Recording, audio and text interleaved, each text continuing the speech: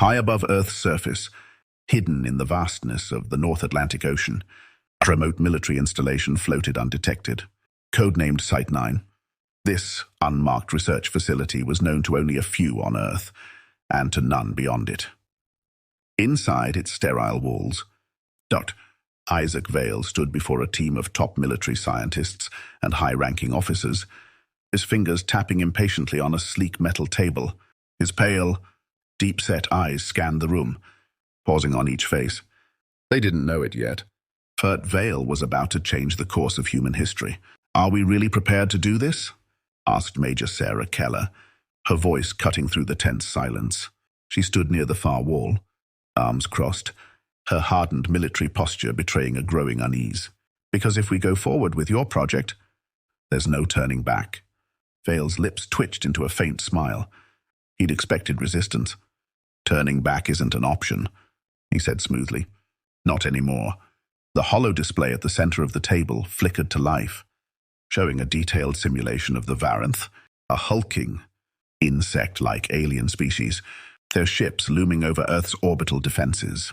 Earth's leaders had once been naive enough to believe humanity was alone in the universe, until the Varanth arrived with demands for submission or destruction. And that was only the beginning. "This is what we face," Vale continued, gesturing toward the hologram. "The Varanth may be the first, but they won't be the last. We're on the edge of an arms race we can't afford to lose. If we want to survive, we need more than just missiles and satellites.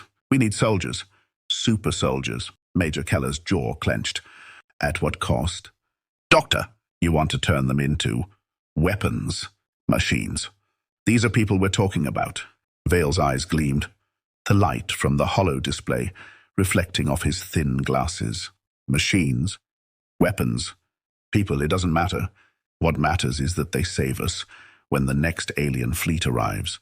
And trust me, Major, it's coming sooner than you think." The others in the room shifted uncomfortably, glancing at one another. Keller remained motionless, her mind spinning. The idea of enhancing soldiers wasn't new. The super soldier program had been whispered about in dark corners of military command centers for years, but it had never been publicly acknowledged. Not until now, miles beneath the ocean, in a facility where no sunlight ever reached.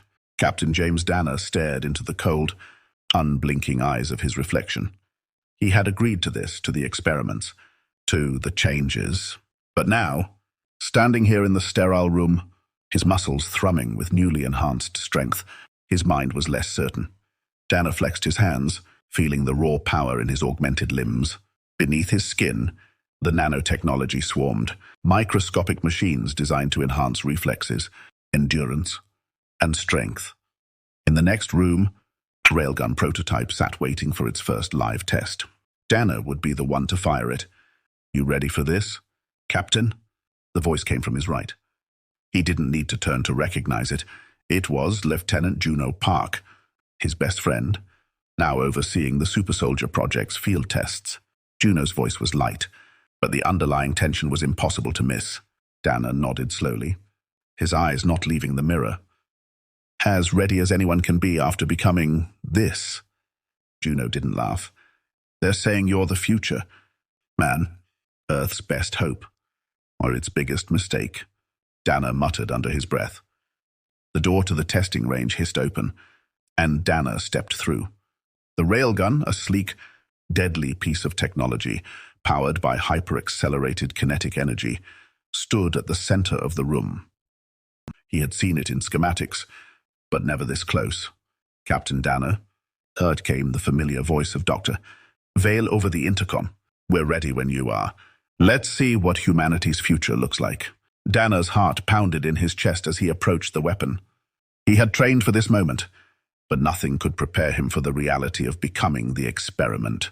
He positioned himself at the railgun, fingers curling around the controls. It was time. In the control room above, Vale stood alongside Major Keller, eyes fixed on the screens. "The railgun's velocity will rip through any known material," Vale said casually, as if discussing the weather. "And with Danner's enhancements, he'll be able to handle the recoil without turning to dust." Keller didn't respond. Her eyes were glued to the monitor, watching as Dana powered up the weapon. She could feel the tension in the room. If this went wrong. Dana's breathing steadied, and then, with a sharp pull of the trigger, the railgun fired. The projectile shot forward with a deafening crack, the entire range shaking with the force of the blast. The target, several inches of reinforced steel, exploded on impact, shattered into millions of pieces. Even the walls of the testing chamber vibrated under the force. For a long moment, no one spoke. Dana lowered the railgun, his heart racing as he stared at the devastation before him. He had fired weapons before, but this was something else. The power behind that shot was staggering, and the worst part was that he had barely felt the recoil. The enhancements, the nanotech, they had turned him into something beyond human. In the control room, Keller took a step back from the monitors, her face pale. She opened her mouth to speak, but Vale cut her off. "Look at that," he whispered, more to himself than anyone else. A weapon of pure energy, fired by a soldier who could destroy worlds. This is the future. Major, the Varenth won't know what hit them. But Keller wasn't smiling. "What have we done?" Vale's smile faded as he turned to face her. "What we had to."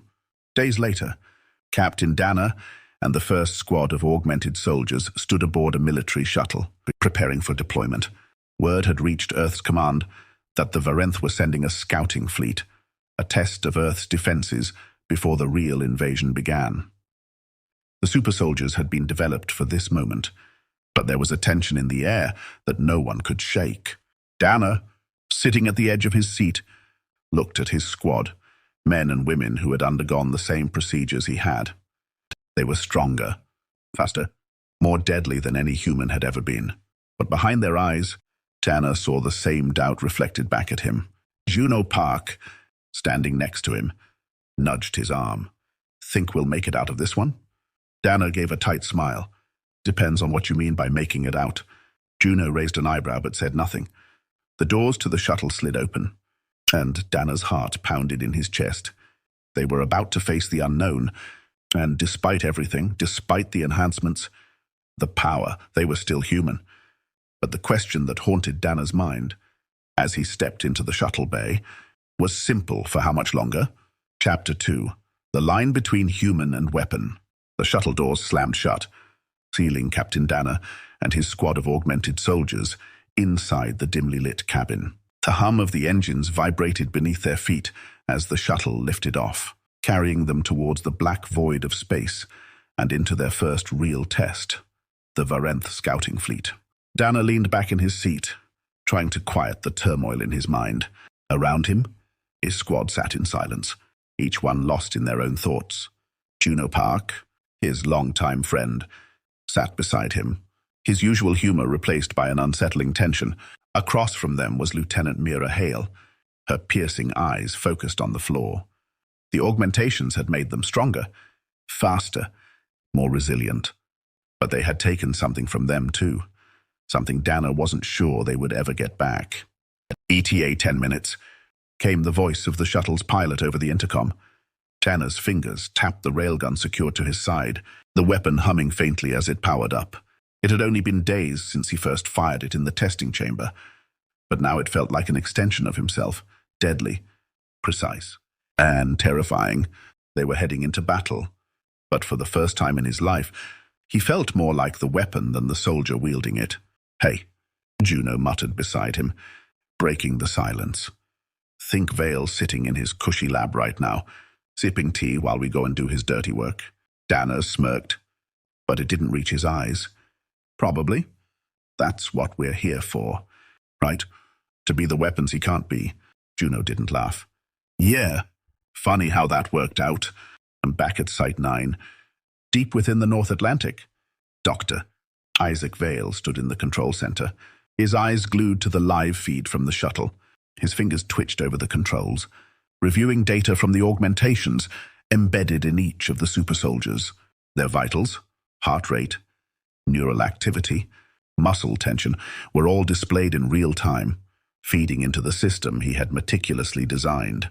Major Sarah Keller stood a few feet behind him, arms crossed, watching the same screens with a deep frown etched on her face. "They're not ready," she said quietly. It wasn't the first time she had said it, and she knew it wouldn't be the last. Vale didn't turn. "They're more than ready, Major. They're the most advanced soldiers Earth has ever produced." "That's not what I meant," Keller shot back. "They're humans. Well, you've pushed them too far, too fast. I've seen the reports, the nightmares, the psychosis." Vale spun on his heel, his voice cutting through the room like a knife. "You think I don't know that? Of course I do. But do you know what the Varenth will do to us if we're not prepared? There's no time for doubt. We don't have the luxury of second-guessing." Keller's eyes narrowed. "There's a difference between doubt and conscience, Doctor." Vale turned back to the screens, dismissing her with a wave. "And there's a difference between survival and defeat. This mission will prove that our efforts were worth it. These soldiers, Dana, Park, Hale, they're going to save us all." Keller fell silent, though her mind raced. She had seen what happened to soldiers pushed beyond their limits, and she knew what it did to them. But now, as the shuttle carrying Dana and his team neared the Varenth fleet, there was nothing she could do but watch. The shuttle broke through the final atmospheric layer, the darkness of space enveloping the craft as it neared the coordinates of the Varenth scouting fleet. Through the viewing port, Dana caught sight of them, 3 massive Varenth warships, their jagged, insectoid hulls cutting through the void like fangs. Smaller craft hovered around them, acting as sentinels, but it was the warships that mattered. If they weren't stopped here, Earth wouldn't stand a chance when the real fleet arrived. Dana's voice cracked through the shuttle's internal comms. "All units, prepare for drop." Around him, his squad snapped into action. The augmentations surged through their systems, enhancing reflexes, boosting strength, and feeding critical data directly into their neural interfaces. They were the tip of Earth's spear now, and every single one of them knew it. "Hard to believe," Mira Hale muttered as she double-checked her weapon, her voice steady despite the looming battle, "that this all started with a bunch of experiments in a lab." "Yeah," Dana replied, his voice flat. "Harder to believe we volunteered for it." Juno chuckled darkly. "Speak for yourself, Captain. I thought I signed up for free pizza." The levity faded as quickly as it came, and the red lights inside the shuttle began flashing. "Drop in 2 minutes." The plan was simple, though execution would be anything but. Dana's team would breach one of the Varenth warships, using the railguns and their augmentations to disable its shields. Without them, Earth's long-range artillery could finish the job. It was a suicide mission for most soldiers, but for Dana's team, it was what they were made for. "Remember," Dana's voice cut through the comms, calm and focused, "we hit hard. We hit fast. And we hit first. Don't let up. No retreat." His squad nodded in unison, and as the shuttle's doors slid open, the cold expanse of space loomed before them. "Move out." The Supersoldiers launched into the void, thrusters in their armor, propelling them toward the massive Varenth warship. The Eclipse, as it was called, was a hulking beast of a vessel, its surface bristling with weaponry and alien machinery. But its shields were up, the most critical target for the team. Dana reached the hull first, his magnetic boots locking onto the surface. Mira Hale landed beside him, followed by Juno and the others. Their augmented muscles made the entire process look effortless, but inside, Dana's heart raced. "Here," Juno said, planting a small EMP device on the warship's surface. "This should knock out their scanners for a few seconds. Give us a clean breach." The device hummed to life, and a moment later, the Varenth ship's surface shuddered as its systems briefly faltered. Dana took the opportunity. His railgun hummed in his hands as he aimed at a point just beneath the ship's shield generator. Firing. The railgun roared, the projectile slamming into the alien hull with enough force to rip open a hole big enough for them to enter. Without hesitation, the team plunged into the breach. The interior of the Varenth ship was dark, cold, and alien. The walls pulsed faintly with a strange, bioluminescent light, and the air was thick with the scent of chemicals. Dana's helmet visor automatically adjusted, feeding critical data to his augmented vision as they moved deeper into the belly of the ship. "Keep it tight," Danner ordered, his voice barely a whisper over the comms. "Shields should be just ahead." They moved like shadows, slipping through the corridors without a sound. The Varanth were known for their brute strength and raw power, but stealth had never been their strong suit. That was humanity's advantage. As they neared the shield generator, the first group of Varanth soldiers appeared, hulking insectoid creatures armed with plasma rifles and gravity shields.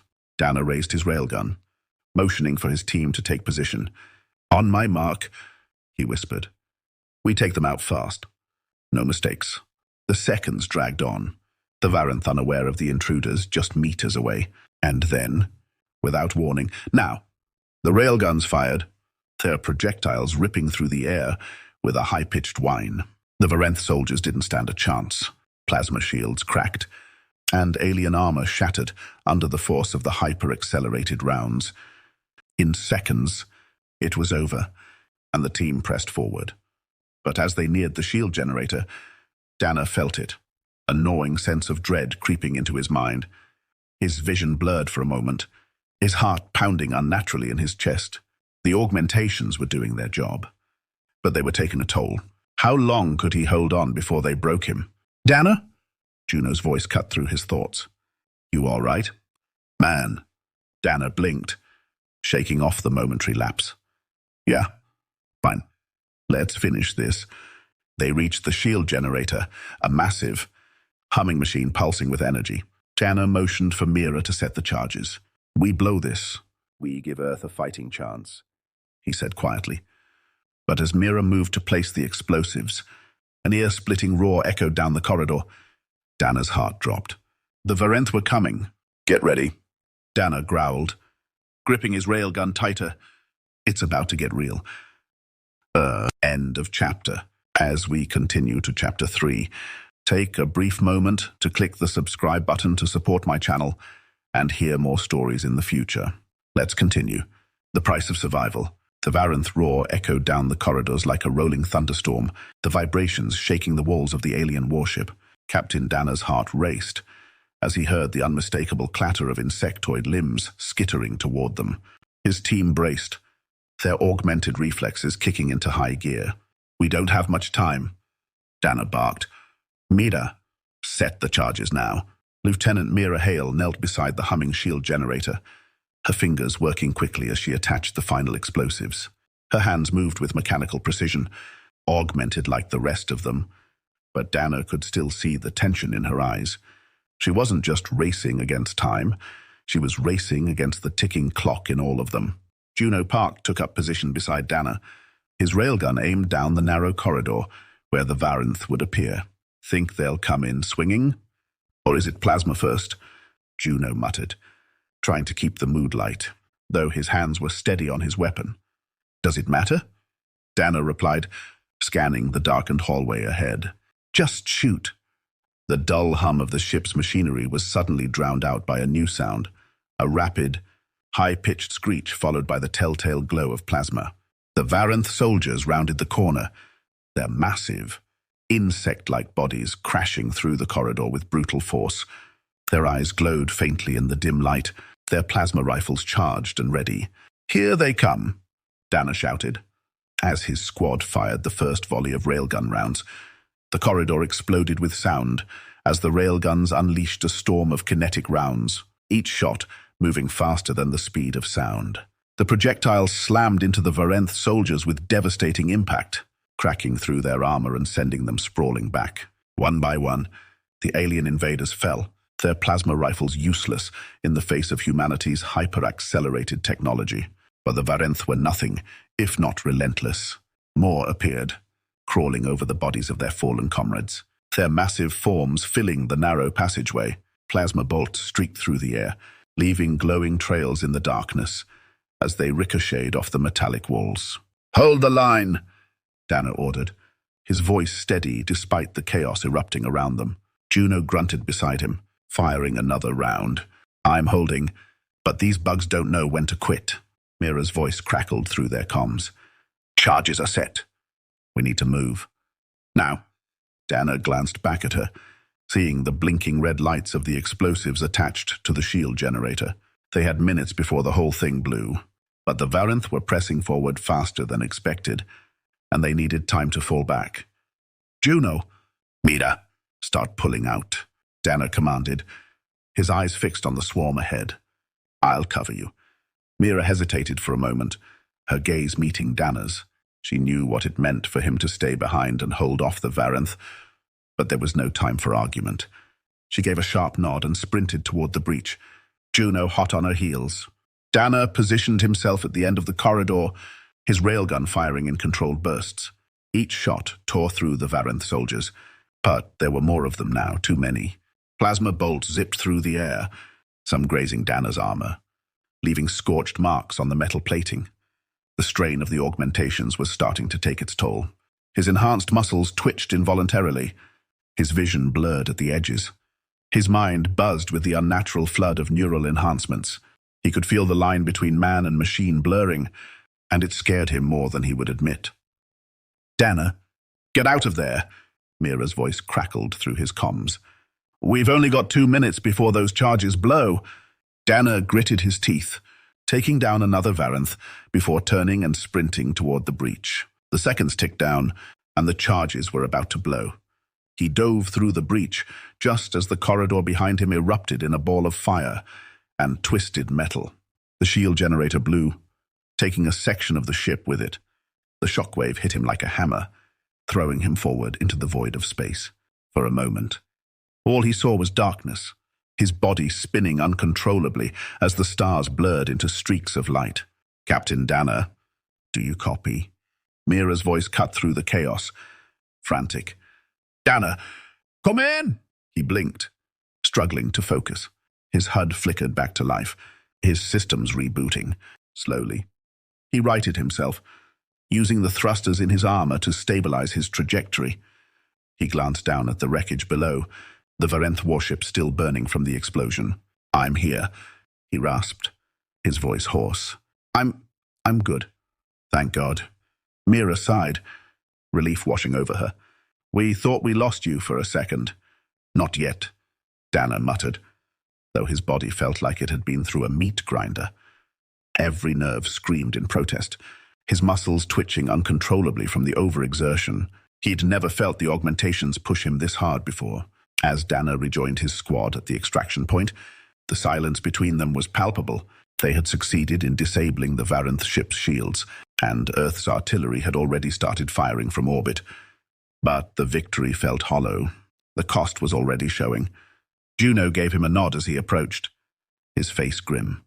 "You all right, Captain?" Dana nodded, though he wasn't sure it was the truth. He glanced around at his team. They had survived, but barely.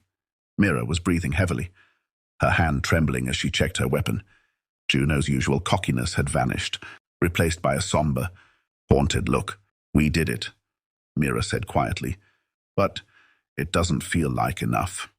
Dana didn't respond. He knew what she meant. The Varanth were relentless. This was only a scouting fleet, just a taste of what was coming. And as much as he wanted to believe in the augmentations, in the strength they gave him, he couldn't shake the growing dread in his gut. What would happen when the real invasion came? Could they really handle it? Or would they break just like he almost had?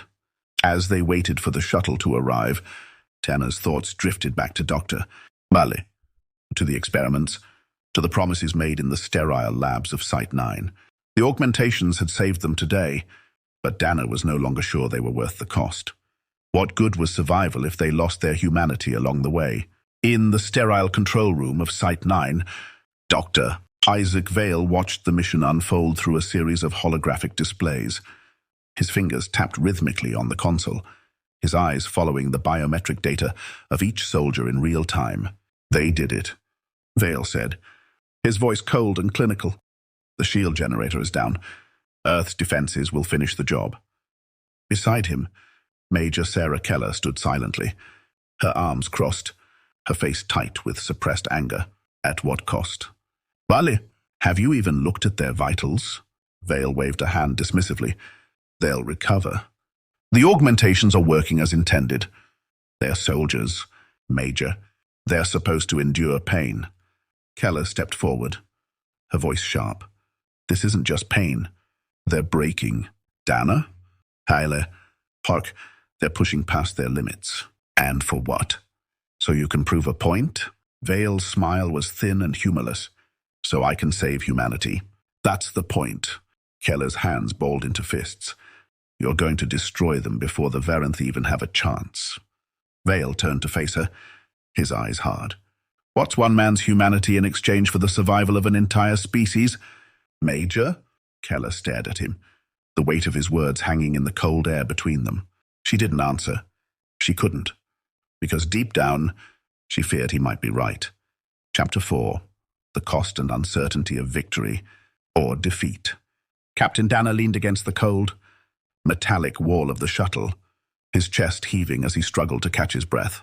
The augmented soldiers around him were just as battered, their bodies pushed to the limit. In the silence of the shuttle's cabin, the tension was palpable.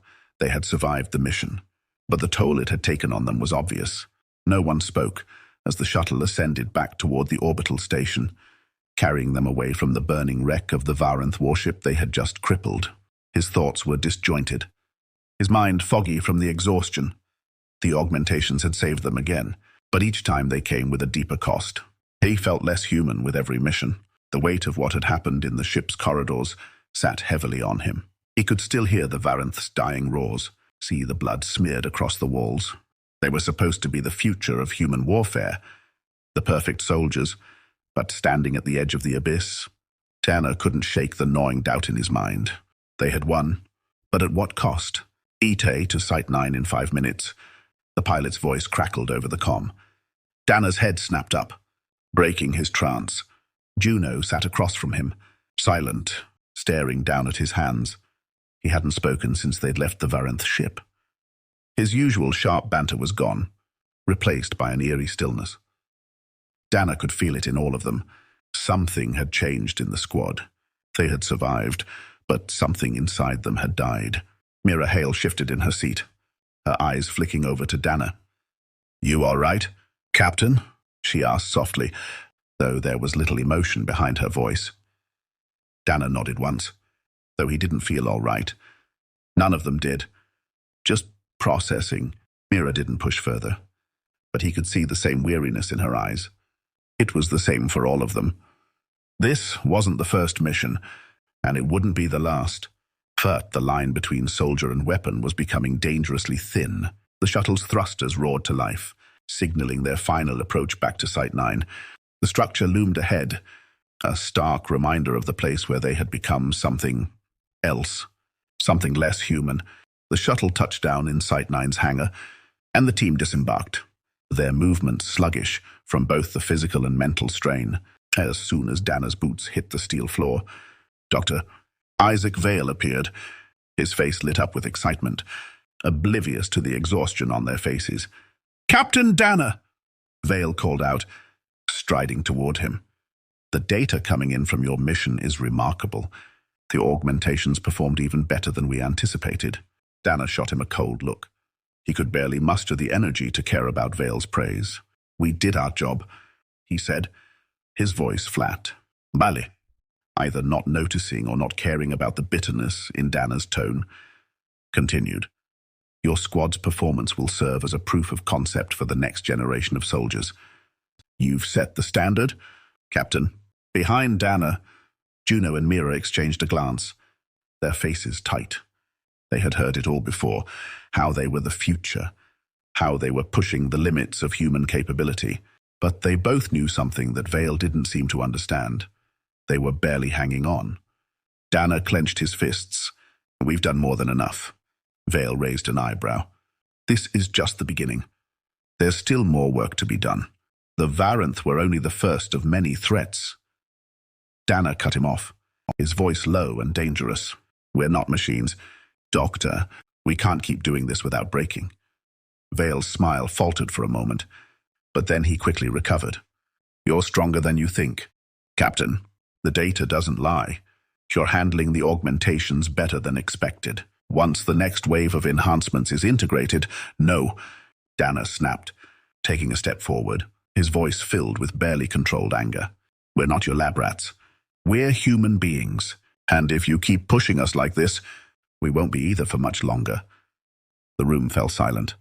Vale stared at Dana, his expression unreadable, but Major Keller, who had been standing nearby, stepped forward, placing a hand on Vale's arm. "That's enough, Doctor," Keller said firmly, her voice a mix of command and concern. "They've done their part. Let them rest." Vale's mouth tightened, but he didn't argue. With a curt nod, he turned and walked away, disappearing into the maze of corridors that led deeper into the research facility. Keller stayed behind, her eyes lingering on Dana's face. "You did good out there," she said softly. Dana met her gaze, his voice hollow. "Did we?" Keller didn't respond. There was no easy answer. She knew what the augmentations were doing to them. She had seen the reports, the deterioration in their mental states, but there was nothing she could say that would make it better. Later that night, Dana found himself standing alone in his quarters, staring out the narrow window at the endless expanse of the ocean beyond Site 9. The silence was oppressive, the only sound the faint hum of the facility's systems. He had thought once that becoming a super soldier would be a way to protect Earth, to protect humanity. But now he wasn't sure what they were protecting anymore. What was the point of saving the world if they lost themselves in the process? There was a knock at the door, and Dana turned to see Juno standing there, his face pale, eyes shadowed with exhaustion. "You good?" Juno asked, though he already knew the answer. Dana sighed. "I don't know anymore." Juno stepped inside, leaning against the wall. "We can't keep doing this, man. We're not soldiers anymore. Not like we used to be." Dana nodded, feeling the weight of the truth in Juno's words. They were something else now, something stronger. Yes, but also something more fragile. The augmentations had turned them into weapons, lethal, efficient, and deadly.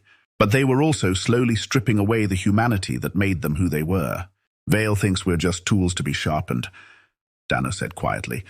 "But we're breaking, Juno. We're breaking." Juno let out a long breath, staring at the floor. "Then what do we do? Walk away?" Dana was silent for a long moment, the question hanging in the air between them. Could they even walk away, or were they too far gone already? In the control center of Site 9, Dr. Vale sat alone, reviewing the mission data. The performance of Dana's squad had exceeded his expectations. The augmentations were functioning perfectly, their vitals holding steady under extreme stress. But Vale couldn't shake the feeling of unease that had settled over him after his confrontation with Dana. He had seen the look in the captain's eyes, the anger, the fear. It was a look he had seen before in soldiers who had reached their breaking point. But this was necessary. Humanity's survival depended on it. Vale leaned back in his chair, staring up at the ceiling. He knew the line between man and machine was becoming blurred. But in the end, wasn't survival worth the cost? Even if that cost was humanity itself? The next morning, as the sun rose over the Atlantic, Dana stood on the observation deck of Site 9, watching the first light break across the water. His mind was quiet, but the question still lingered. He had been built to fight, to protect. But now, with every mission, he felt himself slipping further from the man he used to be, and the thought that terrified him the most wasn't that they would lose the war against the Varenth or the next alien threat. It was that, by the time it was over, there might not be anything left of him to save. In the distance, the ocean shimmered under the light of dawn, vast and endless, as if it stretched on forever. But Dana knew the truth. Nothing lasted forever. Not even them. This concludes the sci-fi story. Please comment if you enjoyed it. Thank you. No double bogeys today. Be the golf ball. Let the club do the work. Cal was about to take a swing. There it was. A loud, annoying alarm interrupted him. He ran out of social credits for the day. Something must have happened. It was late. He sent in the quick payment, hit the ball and called it a night.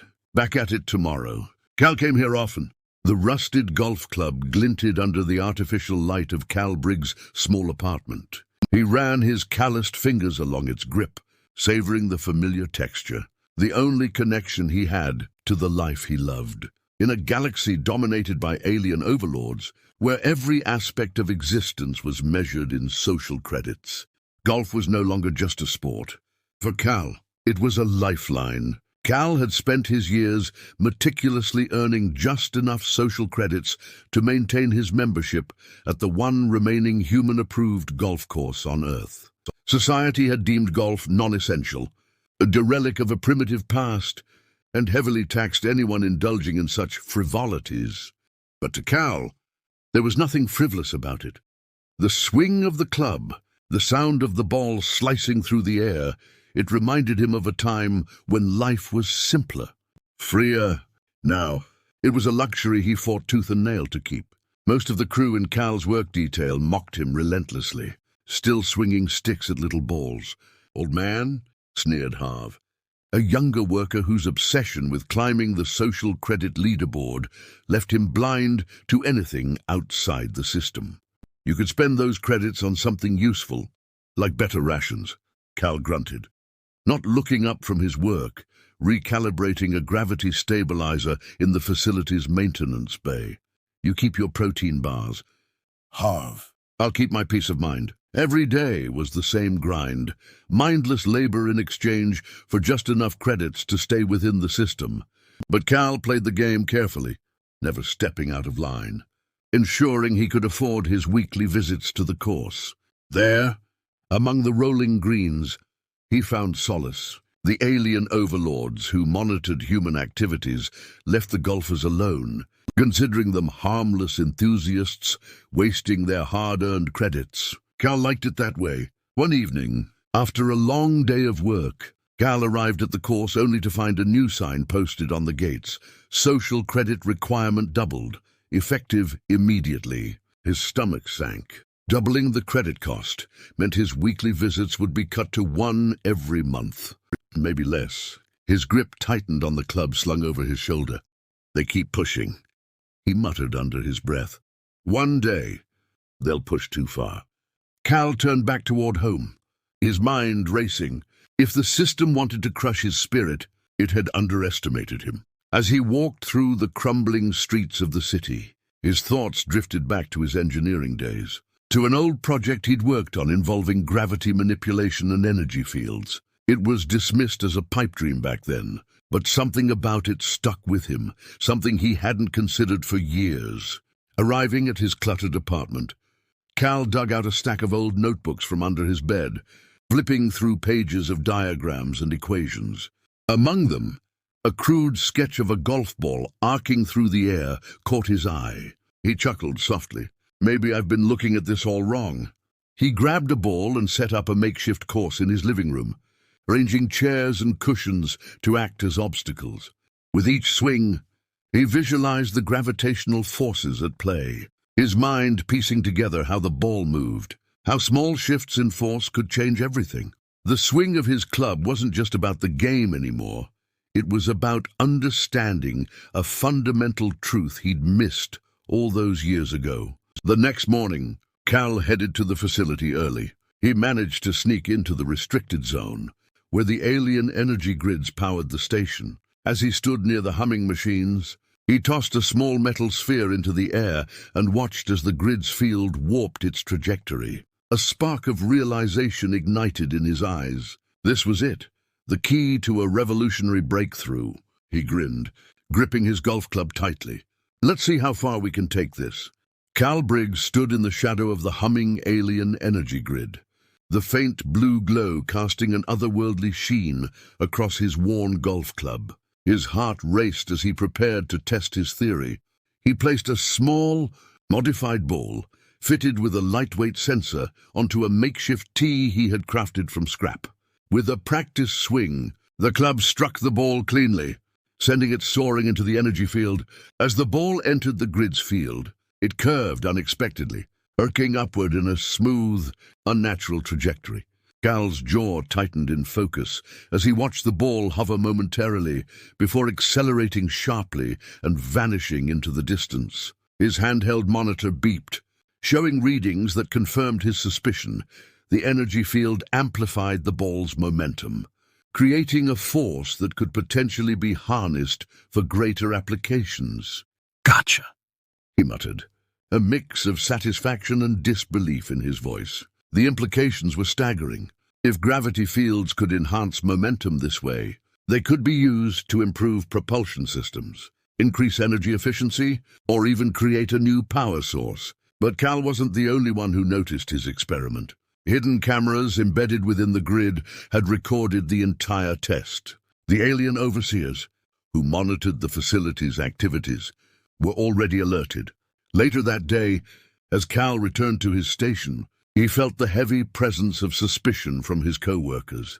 Harv, who had always been quick to ridicule, seemed unusually quiet, his eyes darting toward Cal's workstation. Whispers of unauthorized experiments had started circulating among the crew. Though no one dared to confront him directly, Cal kept his head down, acting as if nothing had changed. But the overseers were less subtle. That evening, as Cal sat in his apartment refining his calculations, his door slammed open. Two towering alien enforcers entered, their glowing armor reflecting the dim light. They spoke in their guttural language, but Cal didn't need a translator to understand their intent. "You think you can barge in here without a warrant?" Cal said defiantly, rising to his feet. His heart pounded, but he forced himself to remain calm. He knew this moment would come. The aliens seized him without a word, dragging him through the winding corridors of the station and into a dimly lit interrogation room. Seated before him was Director Maltrak, the alien commander overseeing the energy grids. Maltrak's reptilian eyes narrowed as he studied Cal, his long fingers tapping rhythmically on the metal table. "You tampered with restricted technology," Maltrak hissed, his voice low and menacing. "Explain yourself." "Human." Cal leaned back, feigning nonchalance. "I wasn't tampering. I was testing a theory." Maltrak's brow furrowed. "A theory?" Cal smirked. "A theory that could make your energy grids 10 times more efficient. But hey, if you don't want to hear about it, feel free to toss me back into the labor pool. Your loss." Maltrak's gaze darkened, but curiosity flickered in his expression. He gestured for Cal to continue. Taking the opportunity, Cal laid out his findings, explaining how manipulating gravitational fields could exponentially increase energy output. He demonstrated with a small model he had smuggled in his pocket, a miniature version of the setup he'd tested. As he activated the device, it sent a ball spinning in a perfect arc, gathering speed with each pass through a simulated field. Maltrak's eyes widened slightly, impressed despite himself. "And what is it you want in exchange for this knowledge?" Cal didn't hesitate. "Golf. Unrestricted. No social credits. No permits. Across all human and alien territories." The room fell silent. Maltrak's expression shifted between amusement and irritation. "You would barter a revolutionary discovery for golf?" "It's not just golf," Cal replied. "It's freedom. It's a choice. Something you've taken from us." Maltrak stared at him for a long moment before finally nodding. "I'll take your demands to the Council, but if your theory proves false, the consequences will be severe." With that, Cal was released back to his quarters. Though he knew he was being closely watched, his discovery was now in alien hands, and the fate of his beloved game, and potentially the galaxy, rested on whether his ideas would hold up to scrutiny. Still, as he picked up his golf club and gave it a swing, a small smile crept across his face. "Let's see if they're ready for the long game," he said to himself, already preparing for what came next. Weeks passed as the Alien Council deliberated over Cal's proposal, testing his theories and replicating his experiments. The wait was agonizing, but Cal knew patience was a key part of the game, whether it was golf or dealing with intergalactic bureaucrats. He spent his days refining his ideas, preparing himself for the moment he'd have to stand before the Council and defend his work. Finally, the summons came. Cal was escorted to the Grand Chamber of the Alien Council aboard their flagship, an imposing structure that loomed in orbit over Earth. The chamber was an intimidating blend of alien architecture and pulsating energy, filled with the faint hum of advanced technology. Rows of alien leaders, their glowing forms seated in floating chairs, observed him with cold curiosity. At the center stood Director Maltrak, who gestured for Cal to step forward. "Human," Maltrak began, his voice echoing in the chamber. "Your theories have been verified. The energy potential you've unlocked is significant. It could revolutionize interstellar propulsion and energy generation. But your demands remain absurd. Golf? Why not wealth or power?" Cal smirked, standing tall despite the overwhelming presence of the council. "Golf represents freedom, the right to do something purely for the joy of it. You've crushed humanity's spirit by making everything transactional. Restore our ability to choose, and you'll see just how much more we can offer." The council murmured among themselves, their alien voices a cacophony of clicks and hums. Finally, one of the elder leaders, a towering figure with crystalline skin, spoke. "Your terms are peculiar, but your discovery is too valuable to ignore. We will grant your request. Golf will no longer require social credits, and its practice will be unrestricted across all territories." The chamber fell silent. Cal allowed himself a small grin. "Glad we're on the same page." But as he turned to leave, Maltrak raised a hand. "There is one more matter to address. Your knowledge of gravitational energy manipulation is too dangerous to remain solely in human hands. We require your direct involvement in implementing this technology across the galaxy." Cal froze, realizing the scope of what they were asking. This wasn't just about him anymore. It was about humanity's role in the galaxy. He weighed his options carefully before nodding. "I'll help, but on one condition: humans remain equal partners in this. No more second-class status." The council exchanged glances before the elder leader spoke again. "Agreed. Humanity will have a seat at the table." Over the next months, Cal worked closely with alien engineers, demonstrating how to harness gravitational fields to revolutionize energy systems. His expertise, combined with the aliens' advanced technology, created a new era of efficiency and exploration. Ships traveled farther and faster than ever before, and entire colonies thrived on the limitless energy generated by the new systems. On Earth, the impact was immediate. Golf courses reopened, not as privileges, but as places of community and leisure. The game became a symbol of resilience, a reminder that even in the harshest of circumstances, humanity's spirit could prevail. One day, as Cal stood on the edge of a sprawling green, he watched a group of children, both human and alien, laughing as they swung golf clubs for the first time. He felt a swell of pride, knowing that his small act of rebellion had reshaped the galaxy in ways he never imagined. As he lined up his next shot, he glanced toward the sky, where alien ships streaked across the atmosphere, their engines powered by his discovery. With a steady swing, he sent the ball flying into the horizon. He muttered with a grin. This concludes the story. If you enjoyed it, please like the video and subscribe. If you especially enjoyed the golf aspect added to the sci-fi story, comment which part was your favorite. Thank you for listening.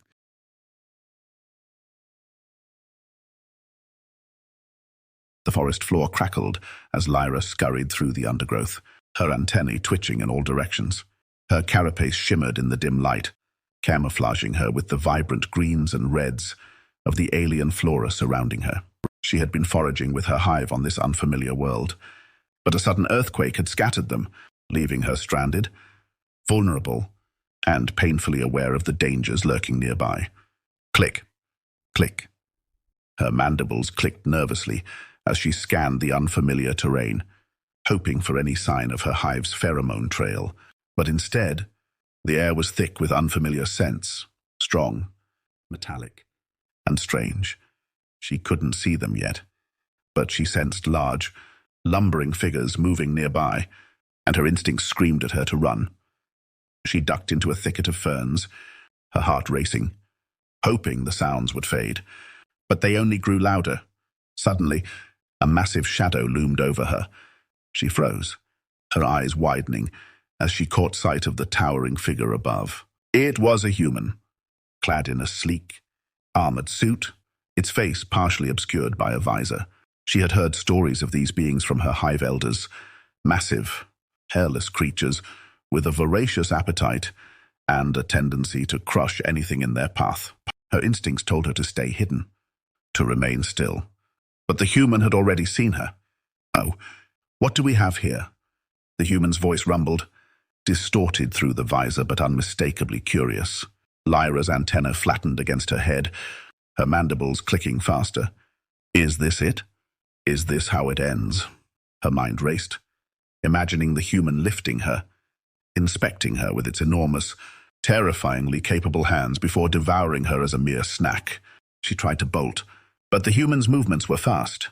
In one fluid motion, he crouched down and reached out. Lyra's world spun as she was lifted from the ground, her tiny claws flailing helplessly as she was hoisted high into the air. She braced herself, expecting the worst. But then, to her utter shock, the human's grip was gentle. "Hey, it's okay," the human said, his voice softening as he held her carefully in his gloved hand. You're not dangerous." "Are you?" Lyra stilled, her wide eyes blinking up at him, confused. "Not dangerous." The human shifted her gently in his palm, inspecting her without any hint of aggression. His fingers were strong but careful, holding her as one might hold a delicate artifact rather than prey. She felt a surge of conflicting emotions: fear, disbelief, and something she couldn't quite name. "Captain Stone, what is that thing?" Another voice called from behind him, a woman's voice.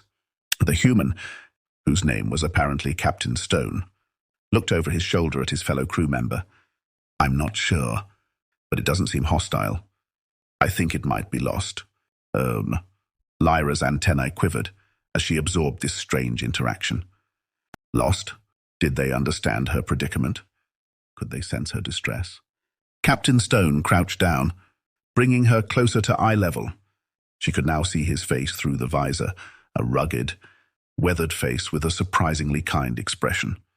His eyes, a deep shade of brown, studied her with genuine curiosity rather than the cold hunger she had feared. "There you are," he murmured softly. "Alone out here?" "Huh?"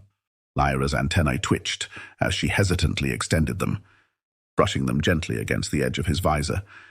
It was a small gesture in her species, a signal of recognition or of tentative trust. She didn't know why she did it, only that something about the human's careful movements made her think he wouldn't hurt her.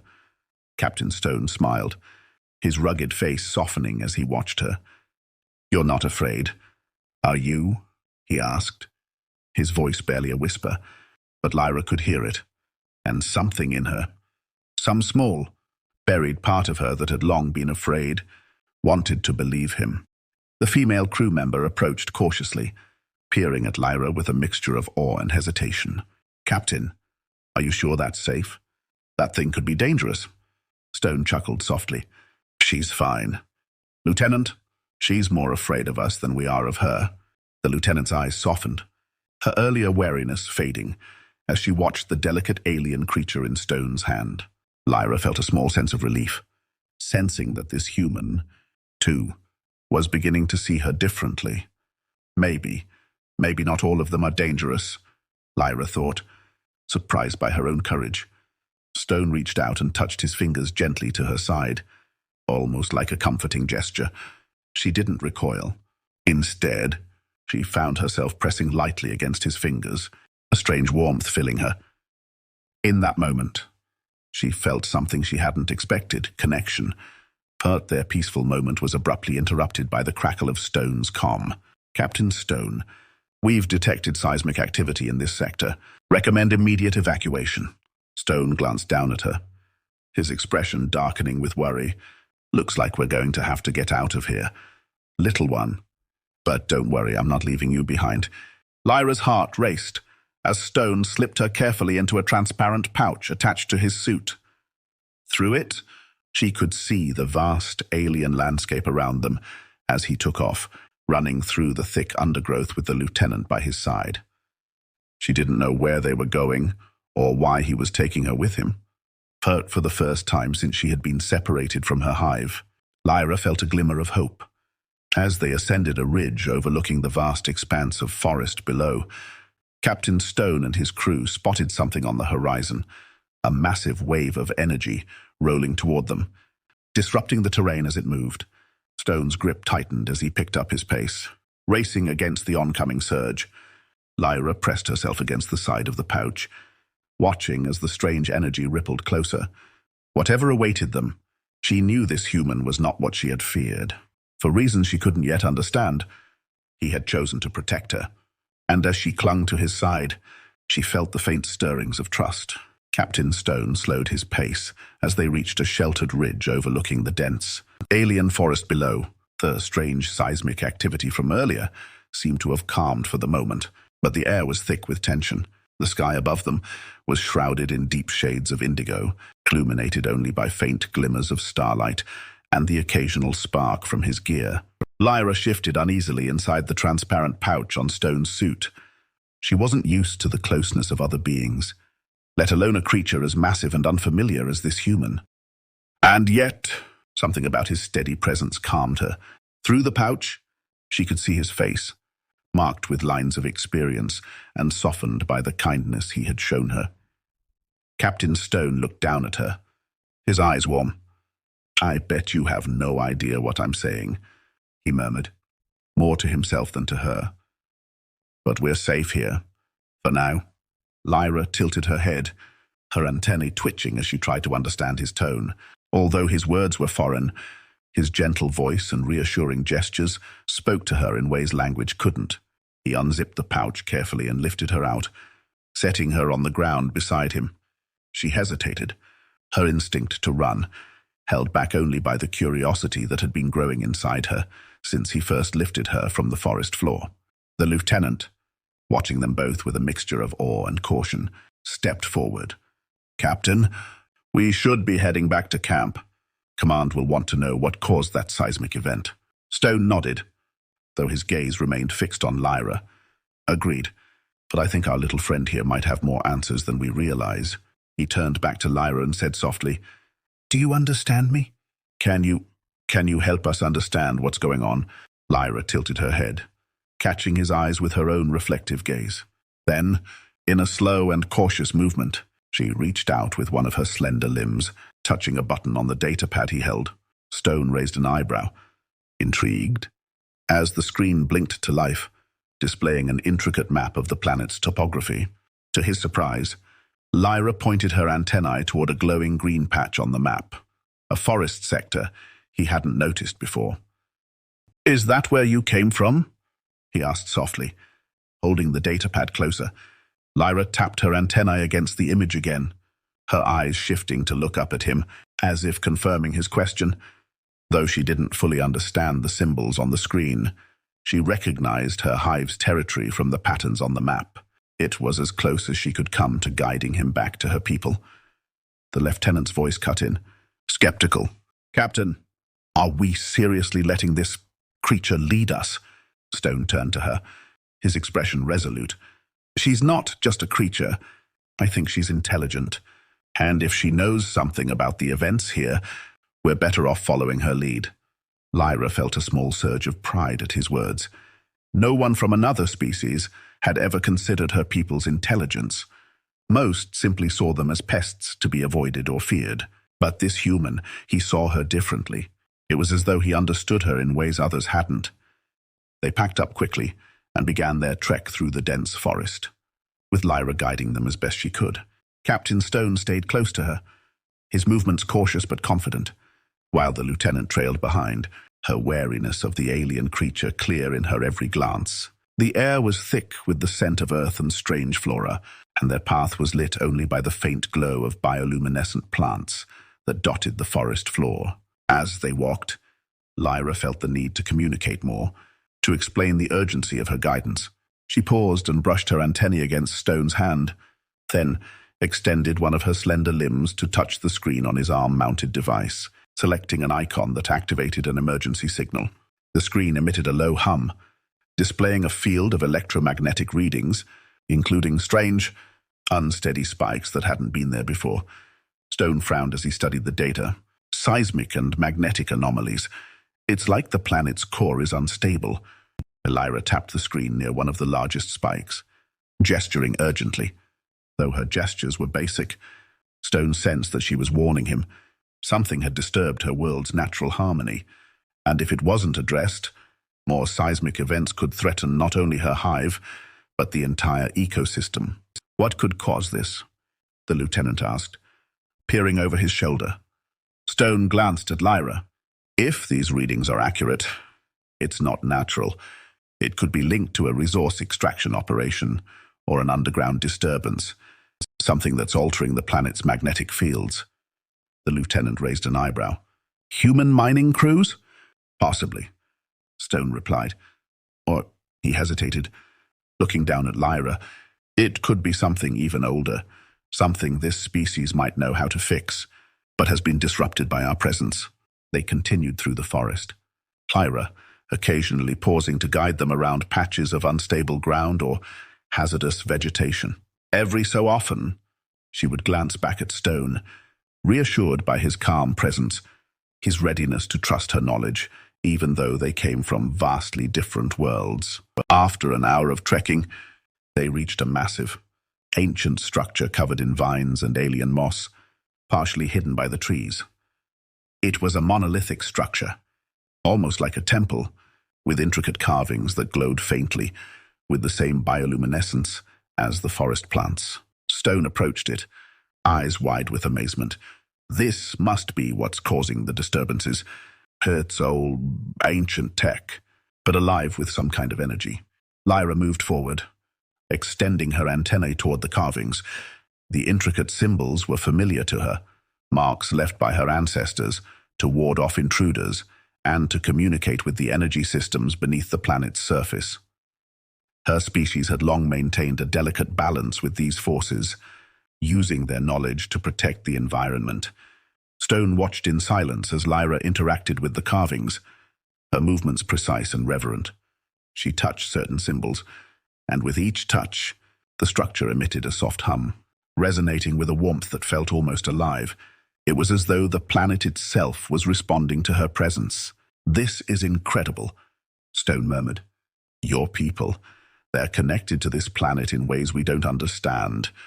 The lieutenant, her initial skepticism fading, looked at Lyra with newfound respect. "She's trying to fix it, isn't she?" Stone nodded. "Yes. And we need to help her." Lyra stepped back, turning her gaze to Stone with a sense of urgency. She gestured toward a series of glyphs near the structure's base, indicating that these markings held the key to stabilizing the core. She knew the process, but it would require precision, energy, and the support of someone strong enough to handle the fluctuations in the planet's energy. Stone understood. "All right," he said, rolling up his sleeves. "Tell me what to do." Lyra hesitated, then reached out to guide his hand toward the glyphs. She sensed his trust, his willingness to risk himself for a world he didn't fully understand. For the first time in her life, Lyra felt a sense of kinship with someone outside her own species. As they worked together, pressing symbols and tracing lines on the ancient structure, the energy beneath the ground began to calm.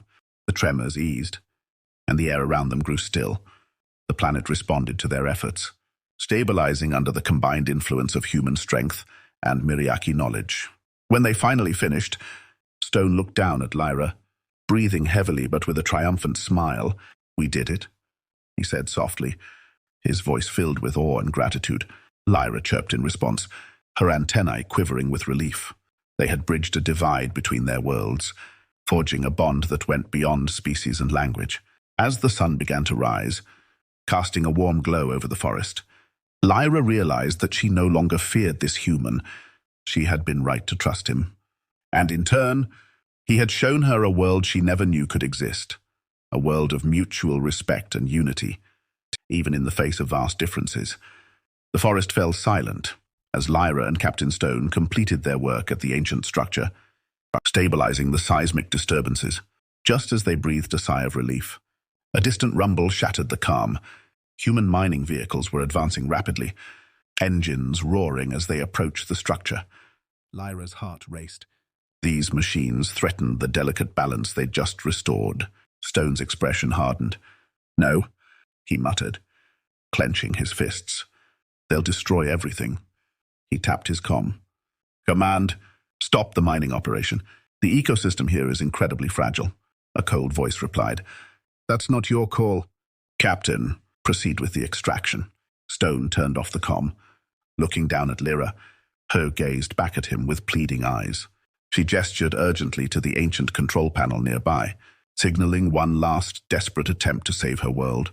If they could activate the dormant energy field beneath the structure, it could form a protective barrier, keeping the machinery out.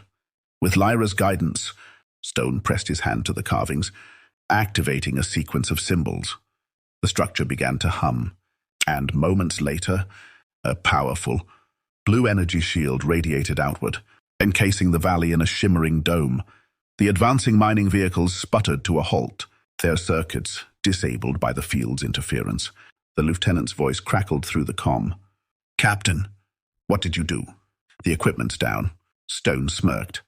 "Securing the ecosystem. Stand by." Lyra watched, her heart swelling with gratitude as her home was safeguarded. But just then, the ground trembled again. The ancient structure was struggling to sustain the field.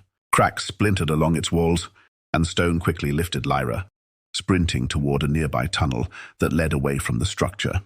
They emerged just as the building collapsed, sending a wave of dust and debris across the forest.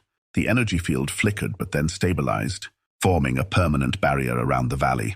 Stone set Lyra down, both of them catching their breath as they surveyed the protected land. "You did it."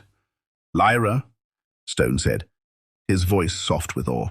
Lyra chirped in response, her antennae brushing against his hand in gratitude.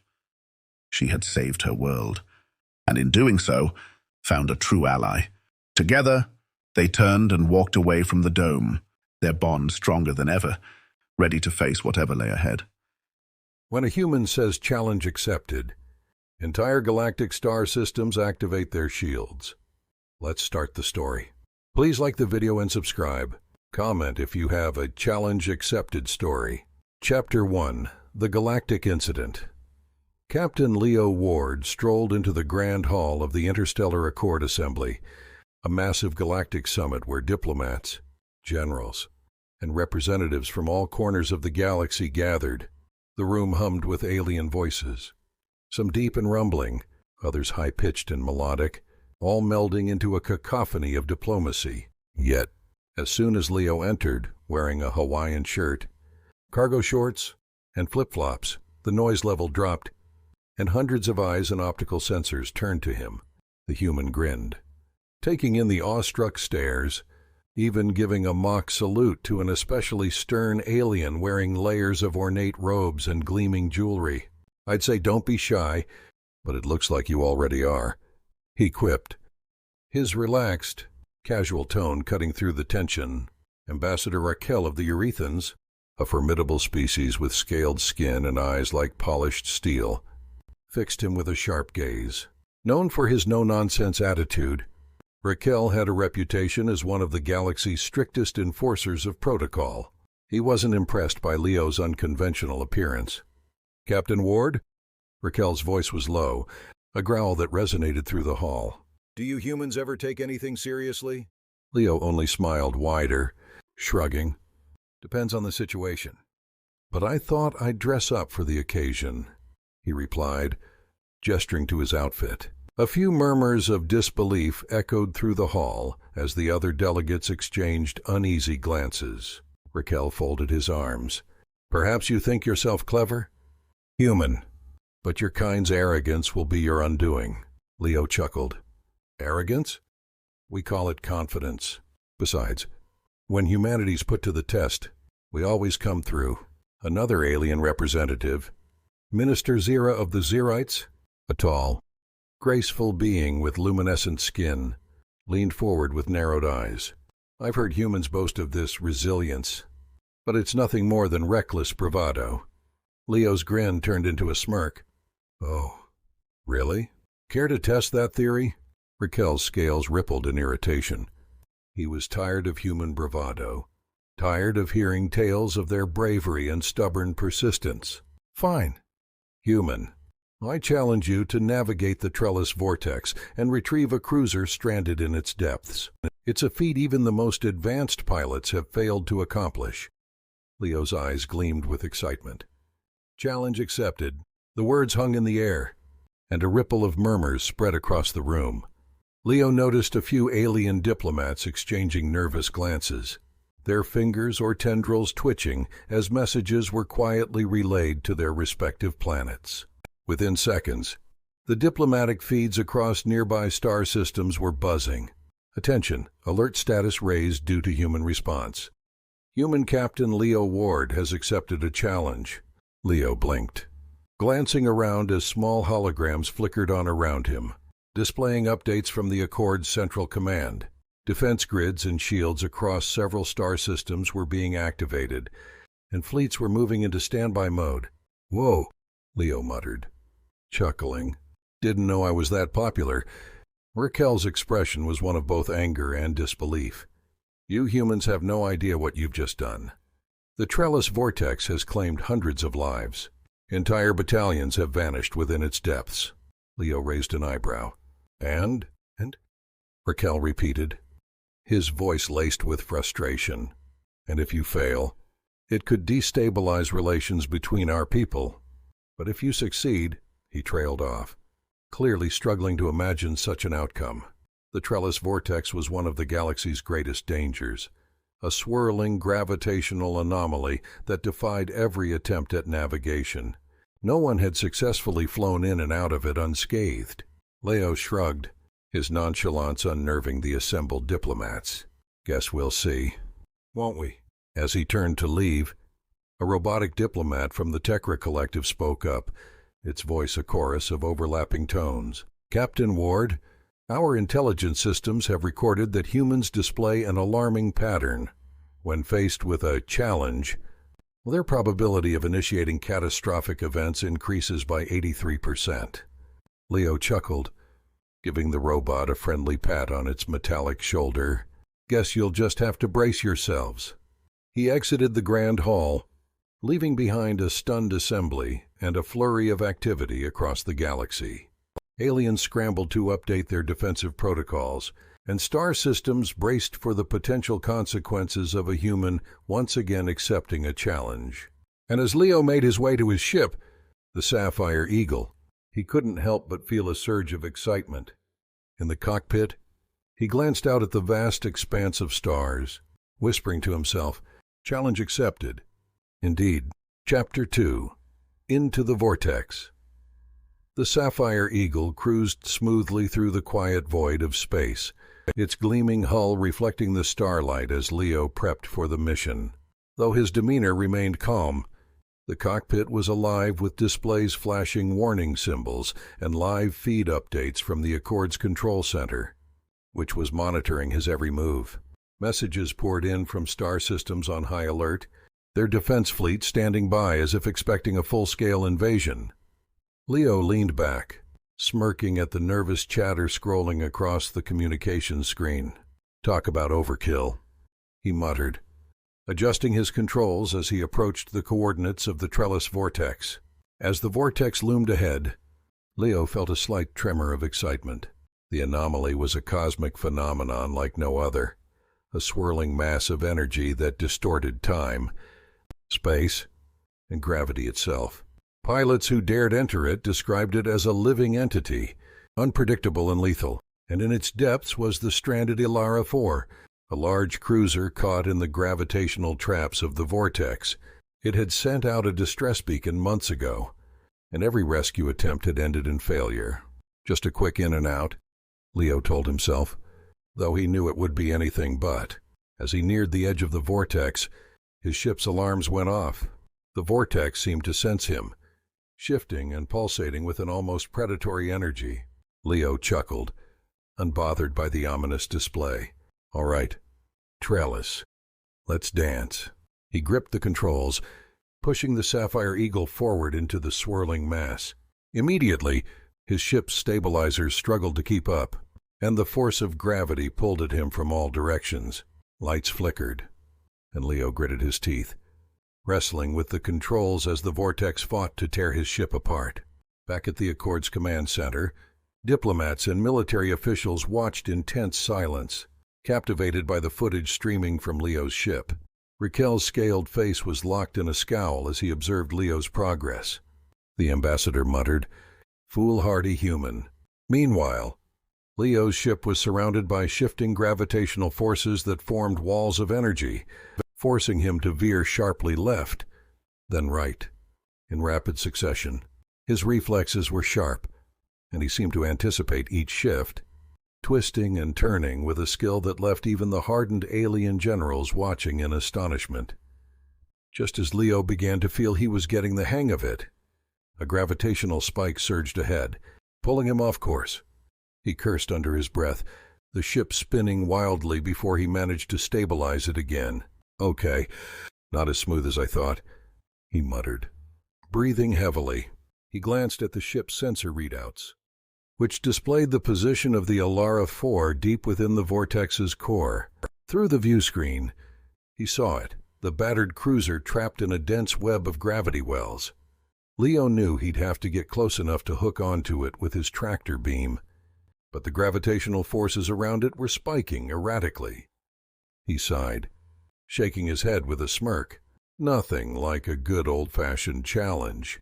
He inched the Sapphire Eagle closer, his every move precise, threading through narrow gaps in the gravitational currents. Alarms blared again as a sudden energy spike shot toward his ship.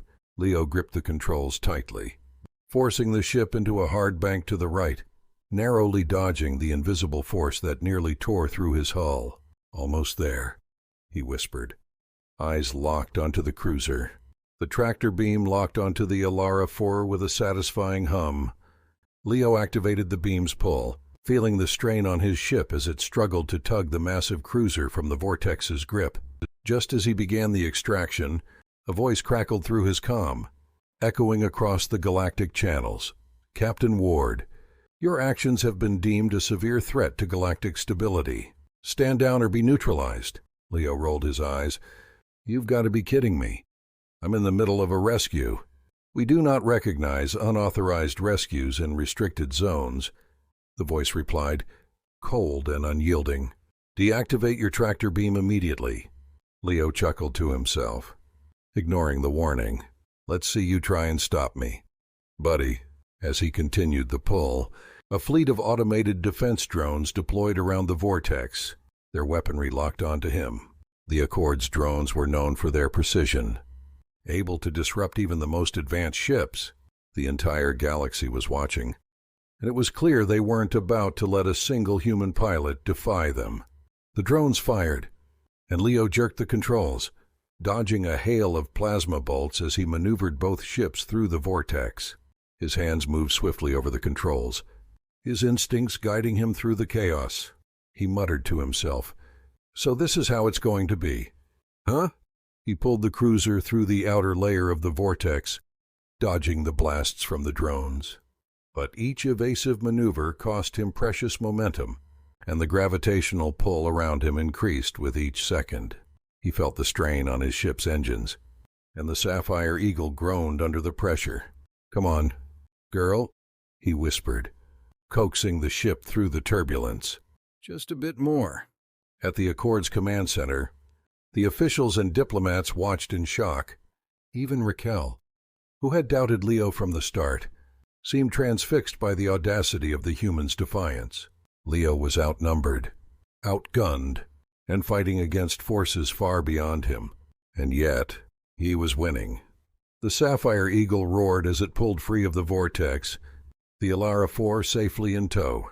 Leo let out a triumphant yell, his laughter echoing through the comm channels. The automated drones halted, unsure of how to proceed, and the Accord command center was thrown into chaos as every alien diplomat tried to process what they had just witnessed. With the vortex behind him, Leo took a deep breath, grinning as he keyed the comm. "Command, this is Captain Ward. Mission accomplished." Now, what was all that about a galactic threat? Silence hung over the comms before a reluctant voice replied, "Stand by. Captain Ward, we Acknowledge your success, Leo chuckled, leaning back in his seat as the Sapphire Eagle coasted smoothly. Challenge accepted. Galaxy, he murmured, his grin widening. Challenge accepted. Chapter 3. A Galaxy's Acknowledgement. As the Sapphire Eagle cruised out of the trellis vortex, towing the battered Alara 4 behind it, a wave of shocked silence fell over the galactic comms. Leo had not only survived the vortex but completed the impossible rescue, all while evading the automated drones meant to stop him. He was alive, defiant, and in high spirits. But the Accord's command center, still reeling from the unexpected success, quickly came back to life. Hushed conversations, urgent directives, and startled faces filled the room. On a private channel, Ambassador R. Kell's voice crackled through to Leo's ship. Captain Ward, against all odds. You did it, he admitted grudgingly, his tone a mixture of astonishment and reluctant respect. The trellis vortex has claimed some of the galaxy's best, but you've managed to escape with both your ship and the cruiser intact. Leo's grin widened as he looked out at the quiet void around him. Guess that's just the human way, Ambassador. When we're backed into a corner, we do what needs doing. The comm channel buzzed again, and this time it was Minister Zira of the Zirites, who had once accused him of reckless bravado. Captain Ward, she began, clearly trying to mask her surprise.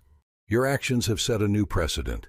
The Accord, we recognize your capabilities. The resilience of your species is unparalleled. Leo chuckled. I appreciate the acknowledgement, Minister, but I didn't do it to prove anything. Just saving lives and all that. At that, Raquel interjected. Captain Ward, perhaps we misjudged humanity. Your actions have shifted our view of what humans are capable of. The Accord would like to formally recognize your achievement and your bravery. Leo couldn't help but laugh, a sound that rippled across the galactic channels, no longer filled with tense warnings, but with quiet admiration. So, what are you saying, Ambassador? We're friends now.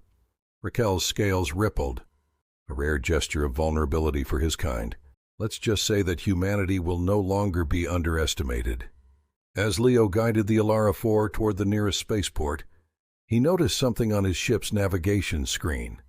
A massive series of defensive fleets shifting positions, no longer aiming at him but reorganizing to clear his path. Dozens of ships from various species were retreating from the borders of the vortex, leaving a safe corridor for his ship to pass. The gesture was clear, an interstellar salute, an acknowledgement of his success, and, perhaps, a hint of newfound respect from the entire galaxy. Leo's grin softened as he took in the sight. He keyed his comm one last time, his voice calm and humble. Thank you, Accord. And to everyone watching, just remember, a challenge accepted is a challenge met. With that, he cut the comm, allowing the moment to settle as he prepared for the final leg of his journey. Around him, the once threatening fleet now seemed to stand guard, escorting him and the Alara 4 to safety. As he approached the designated spaceport, he received an official transmission from the Accord, a formal commendation, acknowledging his success and the bravery he'd shown. The message carried the signatures of several diplomats, including Raquel and Zira. In his cockpit, Leo leaned back, staring out at the stars. For the first time in recent galactic history, humanity's reputation wasn't just one of chaos or risk. It was one of bravery, skill, and a relentless spirit that had captivated an entire galaxy. And though he wouldn't admit it to them, Leo felt a swell of pride. Humanity had earned its place among the stars, one challenge accepted at a time. Luke Carter had always preferred the isolation of the frontier worlds. Far from the chaos of bustling cities and endless galactic wars, his small farm on the edge of Zandara, a remote and mostly desolate planet, offered him the peace he desperately sought after years of service in the military. Here, the skies were vast and quiet, and the twin moons cast a soft glow over the barren landscape. It was a place where no one bothered him, and that's how he liked it. But tonight, something felt different. The wind carried with it a strange sound, a faint cry, almost human but tinged with desperation. Luke stood on his porch, scanning the horizon. The dusty plains of Zandara stretched out before him, empty as always, or so he thought. Then, in the distance, he saw movement. A figure stumbled toward his farm, small and weak, barely able to stand. His instincts kicked in. Whoever it was, they didn't look like a threat, but on a planet like Zandara, you could never be too careful. Grabbing his plasma rifle, Luke moved cautiously toward the figure. As he got closer, he could make out the unmistakable features of an alien woman. She was slender, her skin a pale shade of blue that shimmered in the moonlight. Her large, dark eyes were wide with exhaustion, and her long, silver hair clung to her face, matted with dust. She wore a torn robe, the fabric barely holding together, as if she had been running for days. "Help me," she gasped, collapsing onto the dry earth just a few feet from Luke. Luke knelt beside her, his rifle lowered but still in his grip. "Who are you? What are you doing out here?" Her breath came in ragged gasps as she tried to speak. "My name is Zara. I'm from the Xandaran tribe. Please, I have no one. They took everything." Luke's brow furrowed. He had heard of the Xandaran, the native inhabitants of Zandara, but they were rarely seen near human settlements. Most kept to their own in the remote mountains or deserts, far from the colonists who had claimed much of their land. "Who took everything?" Luke asked, his voice gruff but curious. "Slavers," Zara whispered, her voice breaking. "They raided our village. My family, my people, they're all gone. I managed to escape. But they'll find me soon. I beg you, take me in. I'll work. I'll do anything, just don't send me away." Luke's heart clenched at the desperation in her voice. He had seen the horrors of slavers in the galaxy, and the thought of this fragile woman falling into their hands made his stomach churn. But he was no stranger to caution. Life on the frontier required it. "You don't have to be a servant," he said after a long pause. "You can stay here. I won't let them take you." Zara's eyes widened in disbelief, her lips trembling. "You'll protect me?"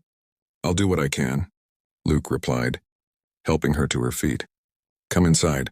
As he led her toward his small cabin, Luke couldn't shake the feeling that he had just made a decision that would change his life forever. What he didn't realize was that Zara's arrival was only the beginning of something far greater than either of them could have imagined. The cabin was small but cozy, filled with the scent of aged wood and the faint aroma of herbs drying in the corner. Luke gestured for Zara to sit at the rough-hewn table while he rummaged through a cabinet for some water. He could still hear the echoes of her terrified voice in his mind. Slavers. A word that sent shivers down his spine. He had thought the galaxy was finally free of such brutality, but here it was, rearing its ugly head once more. "Here," he said, handing her a wooden cup filled with cool water. Zara took it with trembling hands, her eyes wide and fearful. "Thank you," she murmured, her voice hoarse. She took a sip, her gaze darting around the room, taking in her surroundings as if searching for an escape route. Luke sat down across from her, his expression serious. "I need to know more about what happened. Where are the slavers based? How many of them are there?" Zara's face paled at his questions. "I don't know how many. They came in ships of advanced ones. They attacked our village at dusk, catching everyone off guard. They didn't just take us. They killed those who resisted. I barely escaped by hiding in the woods." Luke clenched his jaw, picturing the chaos she described. "You're safe here for now, but we need to make a plan. The slavers won't stop searching for you. They're ruthless. I can't let them find me." Zara replied, her voice rising slightly. "They will do terrible things. My people, they're not just going to give up. We must fight back." Luke raised an eyebrow. "Fight back? You're talking about going against armed slavers with superior technology. I know the terrain," she insisted, her eyes sparking with determination. "I know how to move through the mountains undetected. I can help you set traps, ambush them when they come for me." For the first time, Luke considered the strength of the alliance they could forge. She had knowledge he didn't, an advantage they could use. "Okay," he said slowly, "but we need to be smart about this. We can't take unnecessary risks." Zara nodded, her resolve solidifying. "What do you suggest?" "First, we need to gather supplies. If we're going to fight, we'll need weapons, food, and gear to survive in the wild. My rifle will only take us so far. As they began to strategize, the weight of the situation pressed heavily upon Luke's shoulders. He was no longer just a solitary farmer. He was now part of something larger. A reluctant protector. He didn't want to admit it, but a flicker of hope ignited in him. Perhaps this was the purpose he had been searching for, a chance to make a difference. "Let's start by checking the old cache in the hills," he said, determination setting in. "It's a few miles from here, but it should have enough supplies to get us started." Zara's face lit up. "I can lead the way. I know the safest paths." "All right," Luke said, a newfound sense of camaraderie forming between them. "We'll leave at first light. For now, get some rest. You'll need your strength." As she prepared to sleep, Luke stepped outside for a moment, the cool night air filling his lungs. The stars shimmered above him, a vast expanse of possibilities. He realized that by bringing Zara into his life, he had also invited chaos. But perhaps chaos was just what he needed to escape the emptiness that had consumed him for so long. The first light of dawn crept into the cabin, casting soft shadows against the wooden walls. Luke stirred, the quiet stillness of the morning lulling him into a sense of calm. He glanced over at Zara, who lay curled up on the makeshift bed, her face peaceful in sleep. The sight stirred a protective instinct within him. He couldn't let anything happen to her. "Time to get moving," he whispered. Nudging her shoulder gently, Zara blinked awake, the memories of the night flooding back. She shot up, her eyes wide with determination. "What's the plan?" Luke poured 2 cups of water from the pitcher, handing one to her. "We'll head to the cache in the hills first. It's a good distance from here, and I want to make sure we stay off the main paths." Zara nodded, drinking deeply before setting the cup down. "Lead the way." They stepped outside, the morning air crisp against their skin. The landscape unfolded around them, a blend of rugged terrain and vibrant greenery, and Luke felt a sense of familiarity wash over him. Despite the dire circumstances, the mountains had always been a source of solace. As they walked, Zara pointed out various plants and signs of wildlife. "Those berries are edible, and that path is less traveled. If we stay alert, we should avoid any trouble." Luke admired her knowledge and confidence. "You know these mountains well." "It's impressive. I had to learn," she said, a hint of sadness creeping into her voice. "Survival depends on knowing your land." They hiked in silence, the rhythmic crunch of gravel beneath their boots punctuating the stillness. As they approached a steep incline, Luke paused, scanning the horizon. "We should take a break before we tackle the ascent." "Good idea," Zara agreed, leaning against a boulder. "What's in the cache?" "Food, weapons, medical supplies," Luke replied, pulling out a small map he had sketched. "I've hidden things in various spots over the years, but this one is the most stocked."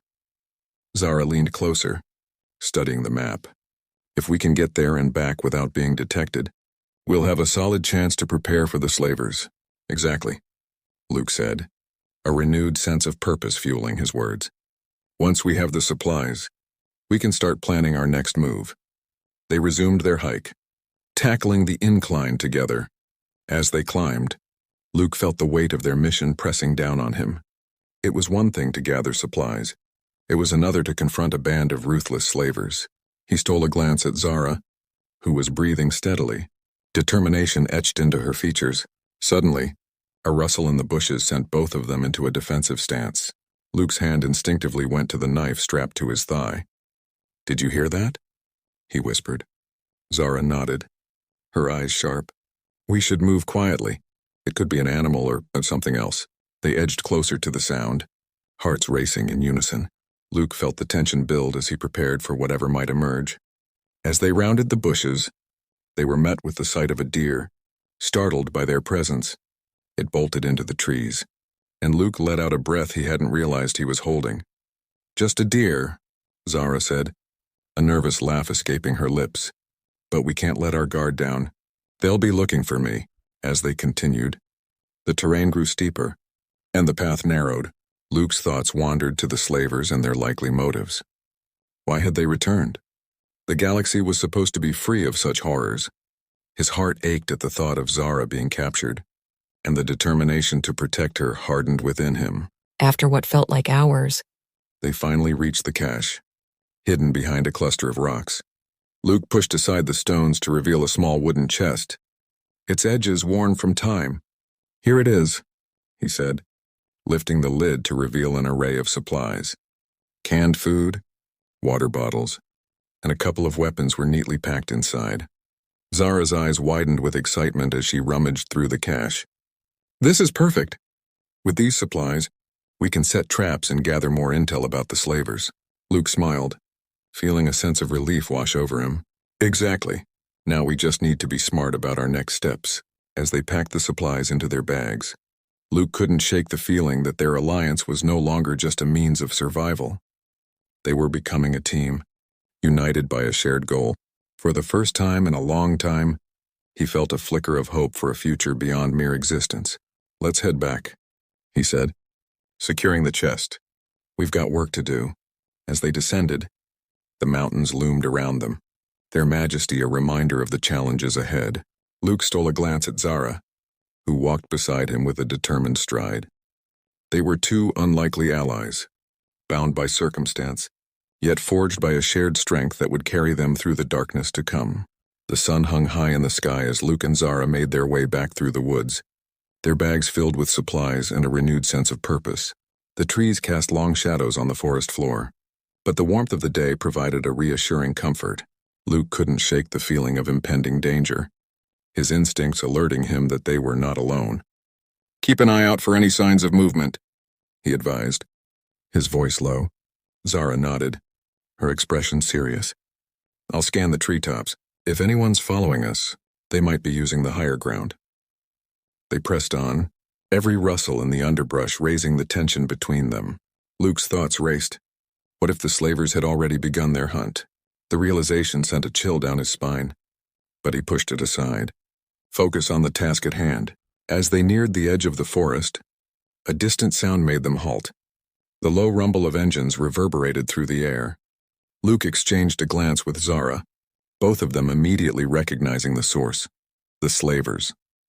"We need to find cover," Luke whispered urgently, scanning their surroundings. "They're close." Zara pointed to a thick grove of trees.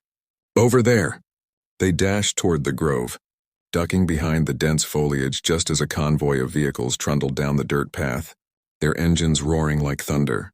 Luke's heart raced as he caught a glimpse of the slavers in their rugged attire, their faces obscured by dark helmets. "They look more organized than before," Zara muttered, her eyes wide with concern. "They've likely expanded their operations," Luke replied, keeping his voice barely above a whisper. "We need to stay out of sight until they pass." They crouched low, their breaths held as the convoy rolled by. Luke counted 3 vehicles, each packed with armed men and supplies. He noticed one vehicle in particular, a modified truck with reinforced sides, seemed to carry more than just weapons. He felt a surge of anger. What are they planning? As the convoy disappeared into the distance, Luke felt a mix of relief and anxiety. "We need to move before they double back. There's a chance they'll set up camp nearby." Zara nodded, her face pale but resolute. "Let's head to the cave. It's off the main trails and should provide some shelter." They quickly made their way toward the cave, a hidden spot Luke had discovered during his time in the mountains. The path wound steeply upward, and they climbed with urgency. When they finally reached the entrance, Luke peered inside to ensure it was empty. "Looks clear," he said, stepping inside. The cave was cool and dark, with just enough space for them to hide. Zara followed closely behind, her expression focused. "We should stay here for a while and gather our thoughts. Maybe we can devise a plan to deal with the slavers." As they settled in, Luke leaned against the rough stone wall, contemplating their options. "We could try to disrupt their operations, create diversions or sabotage their vehicles, but we need to know their routines first," Zara countered, her brow furrowed. "If we go in blind, we risk getting caught." Luke nodded, appreciating her pragmatism. "You're right. We need information. Let's stake out their camp once they set up." Hours passed, and the cave remained silent except for the soft sounds of their breathing. As dusk fell, the world outside transformed. the sun dipping behind the mountains, painting the sky in hues of orange and purple. "Do you think they'll set up camp tonight?" Zara asked, her voice barely above a whisper. "Most likely. They'll want to rest before moving again. That gives us time to plan," Luke replied, feeling the weight of responsibility settle heavily on his shoulders. Suddenly, a distant sound shattered the silence, voices rising and falling, punctuated by laughter. Luke's heart raced. "They're here," peering out of the cave entrance. He spotted the convoy returning, the headlights of their vehicles illuminating the night. He and Zara slipped back into the shadows, straining to hear the conversation. "I can't believe we lost her in those woods," one slaver grumbled. "She's a slippery one. She won't get far," another replied, his voice dripping with menace. "We'll set up camp here, and I guarantee we'll find her by morning." Luke clenched his fists, anger coursing through him. They were talking about Zara. They had no idea how determined she was. "Let's secure the perimeter," a third voice said. "No one gets in or out without us knowing." As the slavers moved closer, Luke turned to Zara, her face pale but fierce. "We have to act." "We can't let them take you," Zara nodded, her resolve steeling. "We'll use the cover of night. If we create a distraction, we can slip past them." Luke thought for a moment, formulating a plan. "I can set off a few rocks to create noise on the opposite side of the camp. When they go to check it out, we'll make our move." Zara's eyes sparkled with determination. "Let's do it." They waited for the slavers to settle in, their laughter fading into the night. When the campfire dimmed and the shadows deepened, Luke carefully moved toward the edge of the cave, gathering small rocks and twigs. With a practiced hand, he hurled a rock into the brush across the camp. It landed with a loud thud, echoing through the trees. "Hey!" "What was that?" one of the slavers shouted, rising to his feet.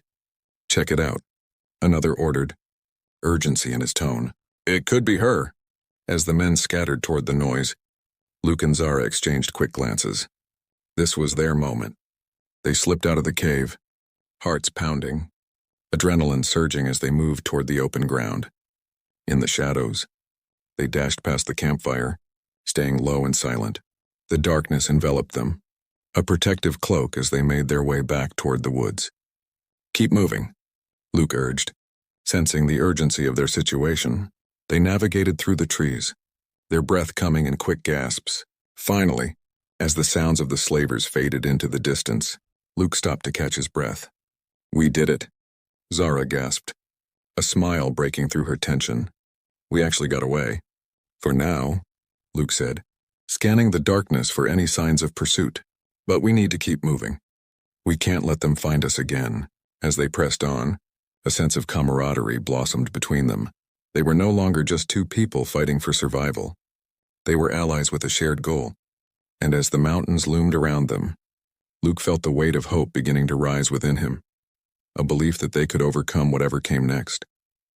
The moon cast a silvery glow over the dense forest as Luke and Zara navigated through the underbrush, their hearts pounding in rhythm with the sound of their footsteps. Every rustle of leaves or snap of a twig sent jolts of adrenaline coursing through them. They had escaped the slavers' camp for now, but the danger was far from over. "We need to find a higher ground," Luke suggested, glancing up at the mountains looming in the distance. "If we can get to the ridge, we might spot their camp and plan our next move." "Agreed," Zara replied, her determination unwavering despite the fatigue evident in her voice. "But we need to be cautious. They'll be searching for us." They climbed steadily upward, the terrain growing steeper and the air thinner. Luke took the lead, keeping an eye on their surroundings for any signs of movement. He could feel the weight of the previous day's events pressing down on him, but the thought of Zara's safety fueled his resolve. As they reached a clearing, they paused to catch their breath. The view from the ridge was breathtaking, the moonlight illuminating the valley below. But the sight brought no comfort. The slavers' camp was visible in the distance, its flickering lights a stark reminder of the danger lurking nearby. "There they are," Luke whispered, pointing toward the camp. "Looks like they're still getting organized. We should take advantage of this." Zara squinted into the darkness. "What do you see?" Luke focused on the movement below. "They've set up a perimeter, but I can see a couple of vehicles parked on the outskirts. If we can get to one of those, we might be able to create a diversion. Zara nodded, her eyes gleaming with excitement. Let's move before they realize we're gone. Carefully, they made their way down the ridge, sticking to the shadows as they approached the camp. The sounds of laughter and clinking metal drifted through the air, mingling with the crackling of the campfire. Luke's heart raced. They were so close, yet so vulnerable. Once they reached the edge of the camp, they crouched behind a cluster of bushes. We need a distraction, Luke murmured, scanning the area for any potential tools they could use. Over there! Zara pointed to a stack of wooden crates near the vehicles. If we can knock those over, it'll create enough noise to draw their attention. Luke considered it for a moment. Okay, but we'll have to act fast. With a nod, they carefully moved closer, their feet silent against the ground. Luke steadied himself, heart pounding, and then he pushed one of the crates with all his strength. It toppled over, the sound echoing loudly through the camp. What was that? A voice shouted from the campfire, followed by the sound of scrambling feet. Now was their chance. Luke and Zara dashed toward the nearest vehicle, a rugged pickup with the keys still in the ignition. Luke's hands trembled as he fumbled with the door, throwing it open and hopping inside. Zara slid into the passenger seat, her eyes wide with adrenaline.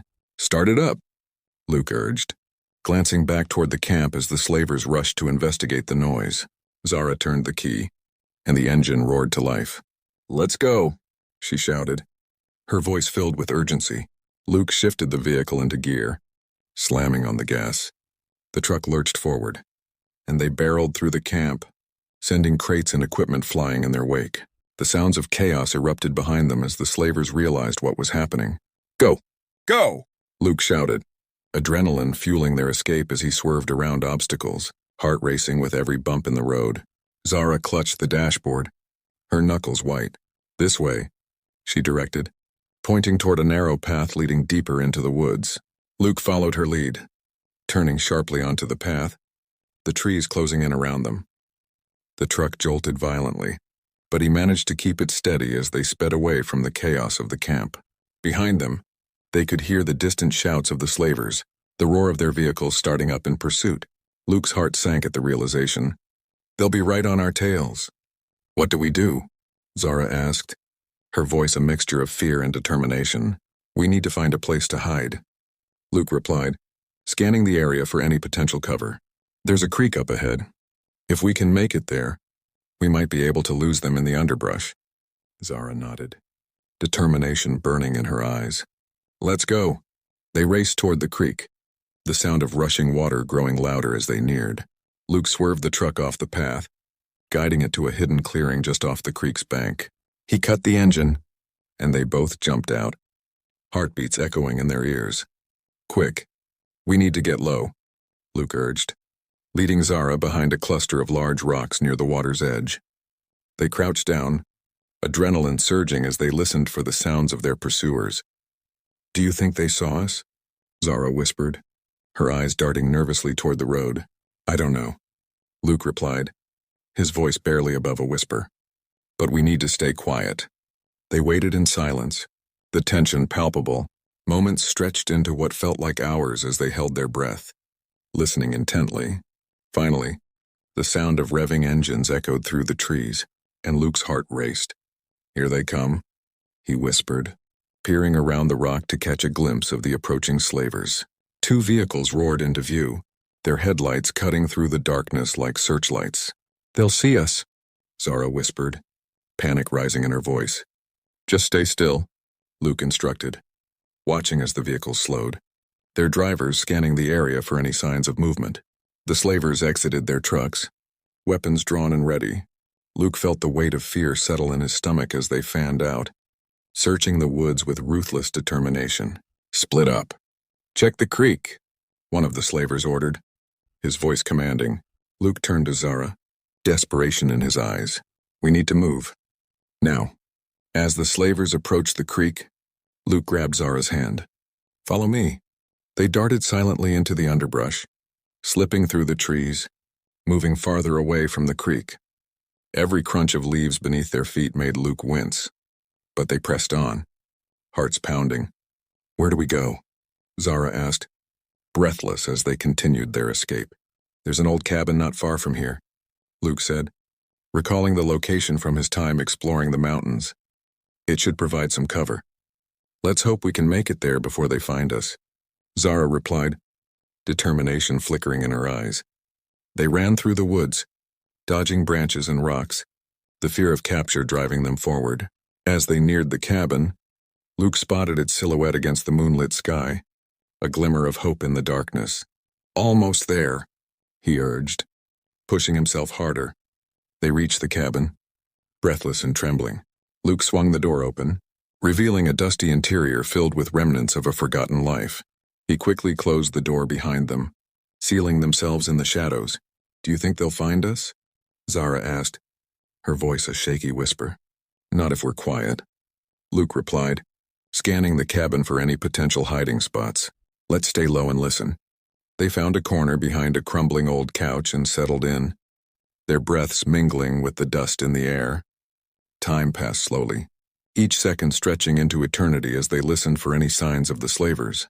The sounds of the woods surrounded them, owls hooting, leaves rustling, and the distant babble of the creek, but there were no signs of pursuit. I can't believe we escaped, Zara breathed, leaning her head against the wall, exhaustion washing over her. Luke looked at her, pride swelling in his chest. We did it together, and we'll keep fighting. The night wore on, and as the hours ticked by, Luke felt a sense of calm settling in. They were safe, for the moment, and together they could face whatever challenges lay ahead. We'll figure this out, he said softly, glancing at Zara. We'll find a way to stop the slavers for good. She met his gaze, determination flickering in her eyes. Together. As they sat in the darkness, the bond between them strengthened, fueled by the fire of shared purpose. The night may have been filled with danger, but it was also filled with hope, a hope that together, they could take back their lives. The dawn broke slowly, painting the sky with hues of orange and pink, signaling a new day. Luke and Zara remained hidden in the cabin, their bodies weary from the previous night's escape, but their minds racing with thoughts of what lay ahead. Do you think they've given up? Zara asked, her voice a soft whisper as she peered through a crack in the wooden wall. I doubt it, Luke replied, rubbing the back of his neck. They'll be searching for us, but we can't stay here forever. We need a plan. Zara turned to him, determination in her eyes. What do you have in mind? Luke paced the small cabin, running through their options. We need to find more people who are willing to fight back. The slavers can't be allowed to keep doing this. If we can rally others, we might stand a chance. Zara nodded, her confidence bolstered by Luke's conviction. But how do we find them? The slavers control everything out here. There are always whispers of resistance, Luke said, his mind racing. We'll need to head toward the town nearby. There are bound to be people who have heard something or who have had their own encounters with the slavers. The town? Zara's eyes widened. Isn't that dangerous? What if we run into them? Luke took a deep breath, steeling himself for the uncertainty ahead. It's a risk we have to take. We need information, and we need allies. If we just hide here, we're only prolonging the inevitable. Zara considered his words, her resolve strengthening. All right, but we'll need to be careful. We should leave just before dusk to avoid being spotted. Good idea, Luke agreed. In the meantime, let's gather supplies while we can. We'll need food, water, and anything else we can use. The two spent the next few hours rummaging through the cabin and its surroundings, scavenging what they could find. They discovered an old backpack tucked away in a corner, which they filled with canned food, a few bottles of water, and a small first aid kit. Not much, but it will do for now, Zara said, checking their haul. We should also look for a map. It would help us navigate to the town more easily. As they searched the cabin, Luke found a dusty old drawer, its wood creaking as he opened it. Inside lay a faded map of the area, complete with notes and markings that suggested possible safe routes through the woods. This could be perfect, he exclaimed, carefully unfolding it. Look here, there's a trail that leads directly to the town. It looks like it's less traveled, which should help us avoid detection. Zara leaned over his shoulder, her eyes scanning the map. We can take this route, and if we're careful, we should be able to reach the town before nightfall. They spent the remainder of the day preparing, taking turns keeping watch by the windows and discussing their plan in hushed tones. The weight of the impending journey hung heavily over them, but each moment spent together deepened their bond.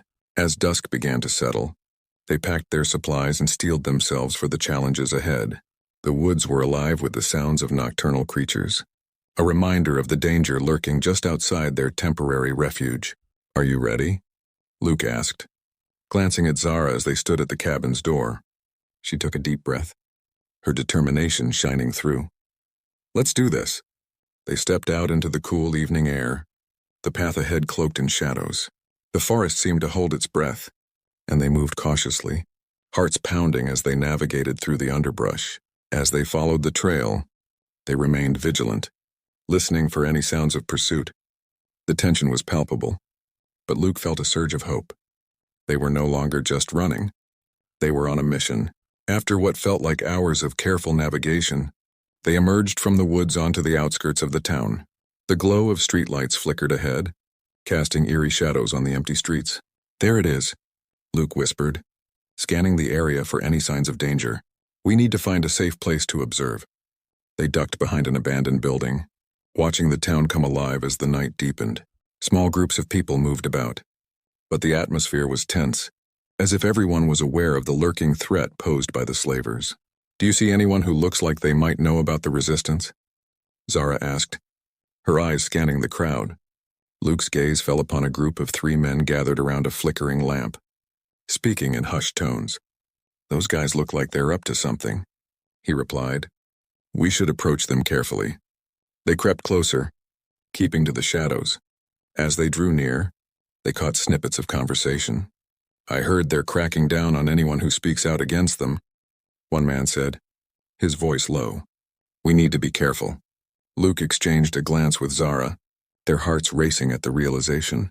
These men were discussing the very issues they wanted to address. "Let's get closer," Luke urged, and they positioned themselves within earshot. Suddenly, a loud shout erupted from down the street. "Hey, you there!"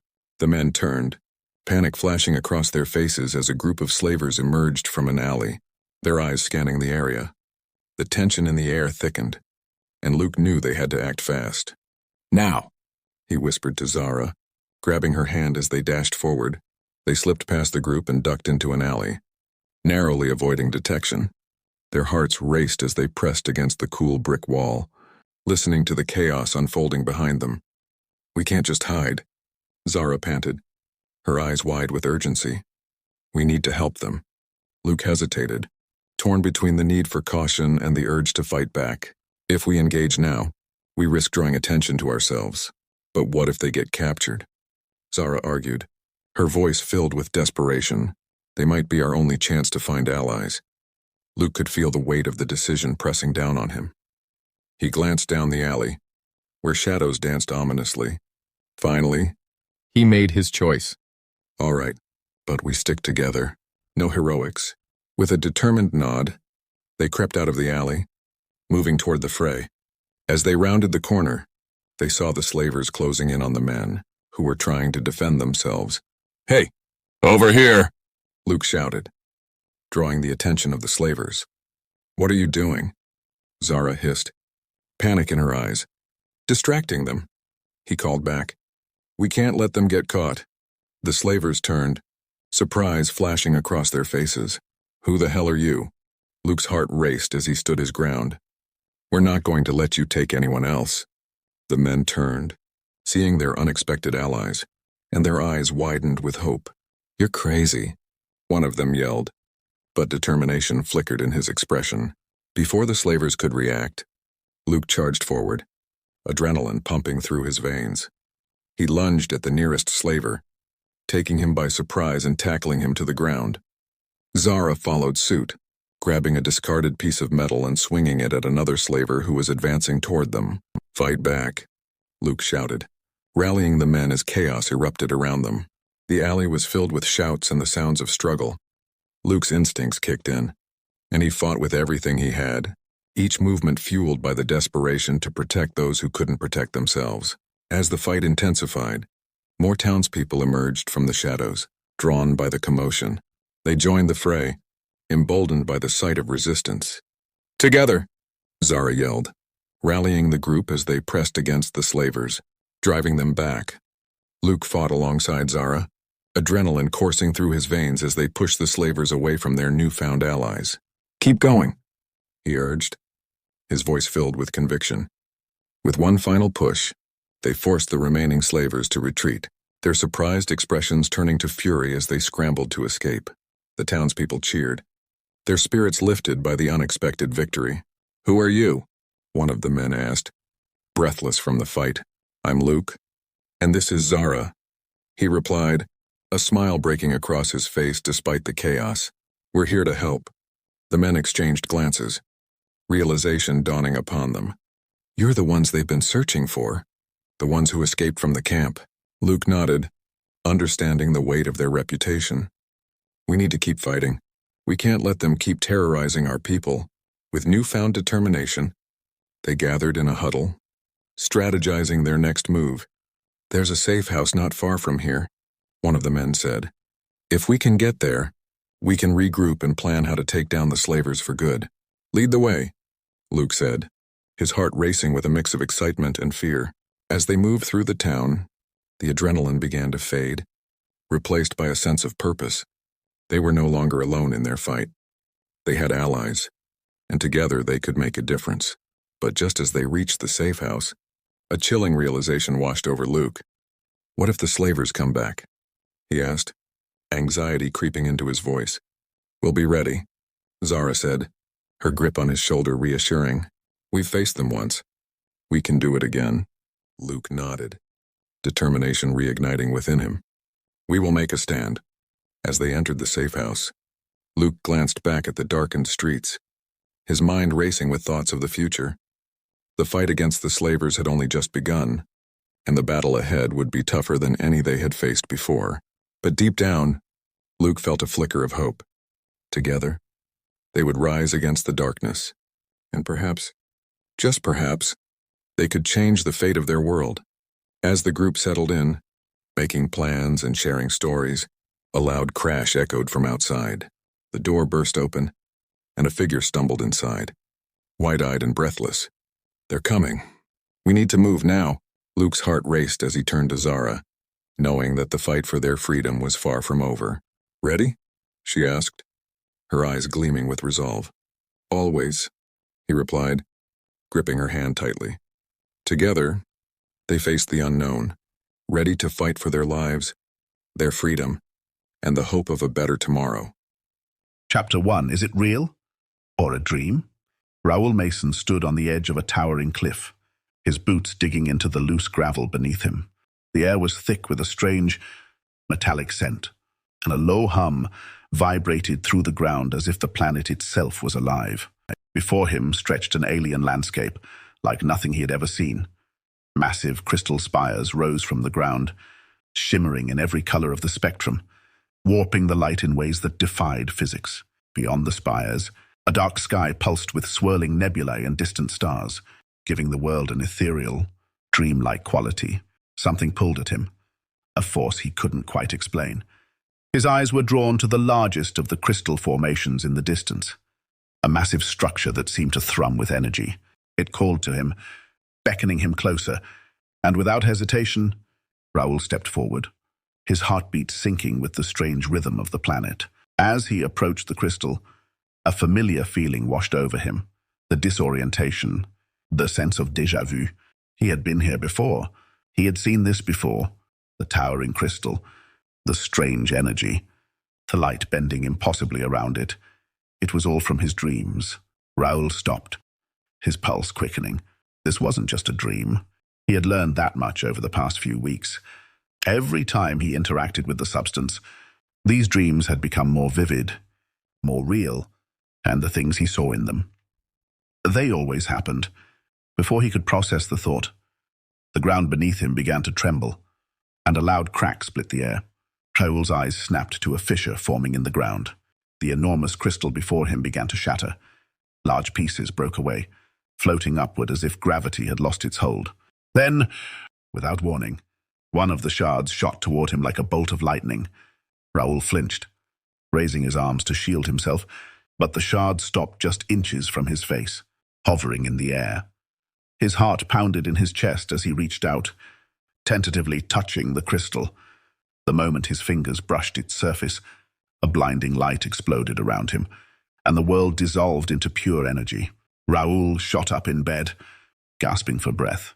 Sweat dripped down his face, his heart still racing as if he'd just run a marathon.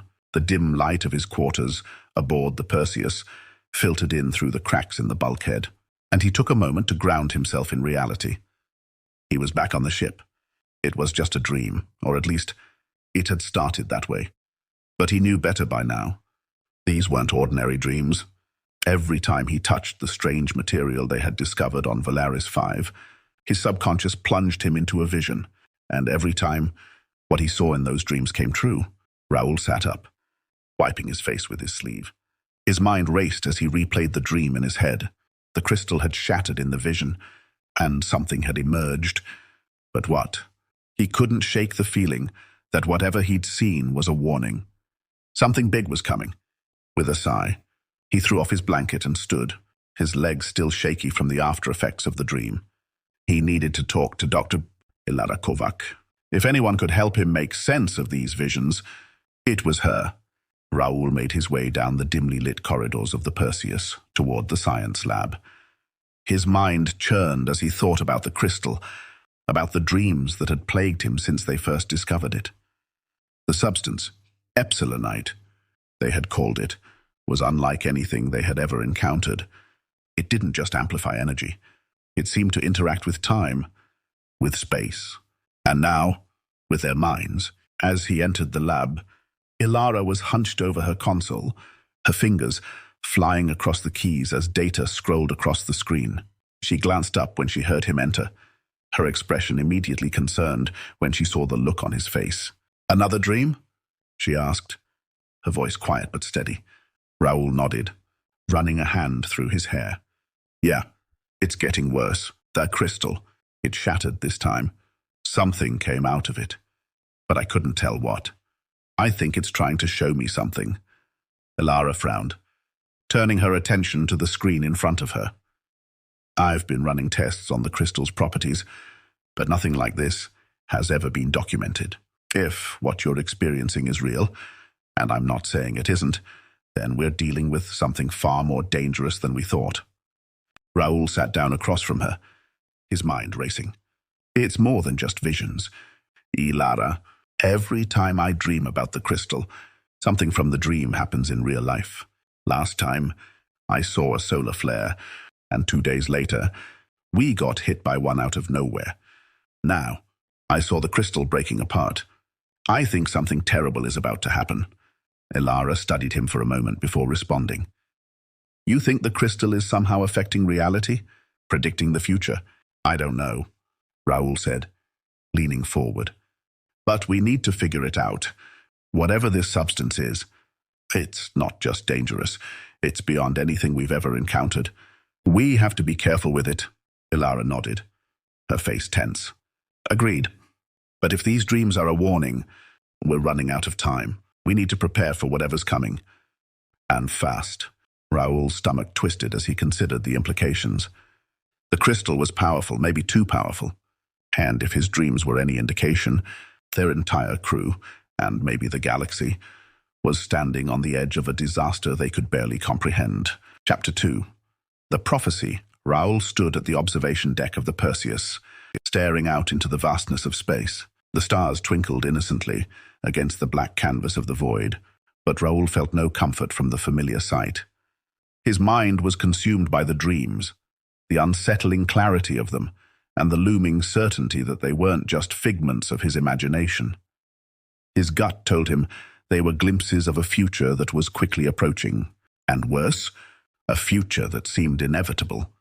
Behind him, the door to the deck slid open with a soft hiss, and Ilara stepped in. "You called for me?" she asked, her voice barely breaking his concentration.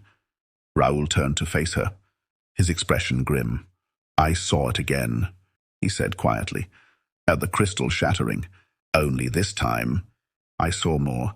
Ilara stepped closer, her brow furrowing. More? What do you mean? Raoul ran a hand through his hair, trying to piece together the fragmented images from his dream. It's like the crystal is alive. In a way, every time I dream about it, I can feel it reaching out. But this time, when it shattered, there was something inside, something powerful. He paused, taking a deep breath. I don't know what it was, but it felt malevolent, as if it wanted to be free. Ilara's eyes widened slightly, and she quickly composed herself. Are you sure? This could just be your mind playing tricks on you. We've seen how the Epsilonite affects the nervous system. It could be. No, Raoul interrupted, shaking his head. It's not just the dreams. It's more than that. Every time I see something in my dreams, it happens. The crystal is showing me the future, and I think it's not just predicting it, it's causing it. Somehow, this substance is manipulating time, or reality itself. Ilara crossed her arms, her face a mix of skepticism and concern. Manipulating time? That's a stretch, even for us. But, she added, softening her tone, I can't ignore the patterns we've seen. Every vision you've had has come true. I've been looking at the energy readings we've gathered from the crystal, and I'll be honest with you, it doesn't make sense. The crystal seems to warp the space around it, and the energy it emits is unpredictable. Raoul leaned against the railing, his eyes narrowing in thought. What if the crystal isn't just affecting space? What if it's warping the future itself, shaping events before they happen? Ilara's mind raced as she considered his theory. If that's the case, she said cautiously, then we're dealing with something far more dangerous than we thought. The Epsilonite could be influencing reality in ways we've never even considered. We've seen materials that manipulate energy, but time? Causality. That's on a whole different scale, Raoul nodded. And if it's influencing time, then maybe it's already controlling what happens next. Maybe we don't have as much control as we think. Ilara bit her lip, her expression growing more serious. If this is true, then every action we take could be part of the crystal's plan. It's possible that we're not just reacting to these visions, but we're part of a larger chain of events that the crystal is orchestrating. Raoul's mind flashed back to the dream, the moment the crystal shattered, and the overwhelming presence that emerged from within it. It wasn't just energy or light. It felt alive. It was as if the crystal was concealing something, waiting to be released. And now, Raoul feared it might be too late to stop it. Ilara, Raoul said, his voice low but urgent. We have to assume the crystal is manipulating not just space or energy, but time itself. My visions, they're not just showing me what could happen, they're showing me what will happen if we don't act. Ilara took a deep breath, clearly trying to process his words. So, if the crystal is controlling time, shaping reality, what does it want? Why would it give you these visions? Raoul shook his head. Unsure. That's what I can't figure out. Is it warning me, testing me, or is it simply playing a game with us, manipulating events for its own purpose? He paused, his expression darkening. The one thing I know is that whatever the crystal contains, whatever I saw inside it, it's dangerous. And it's getting closer to breaking free. Ilara was quiet for a moment, then spoke with measured determination. We need to run more tests on the crystal. There's a connection between your dreams and its properties that we haven't fully understood yet. If we can figure out how it's interacting with your mind, maybe we can find a way to stop whatever's coming. Raoul nodded, grateful for her clarity amidst the chaos in his mind. I'll do whatever it takes, he said, his voice steady.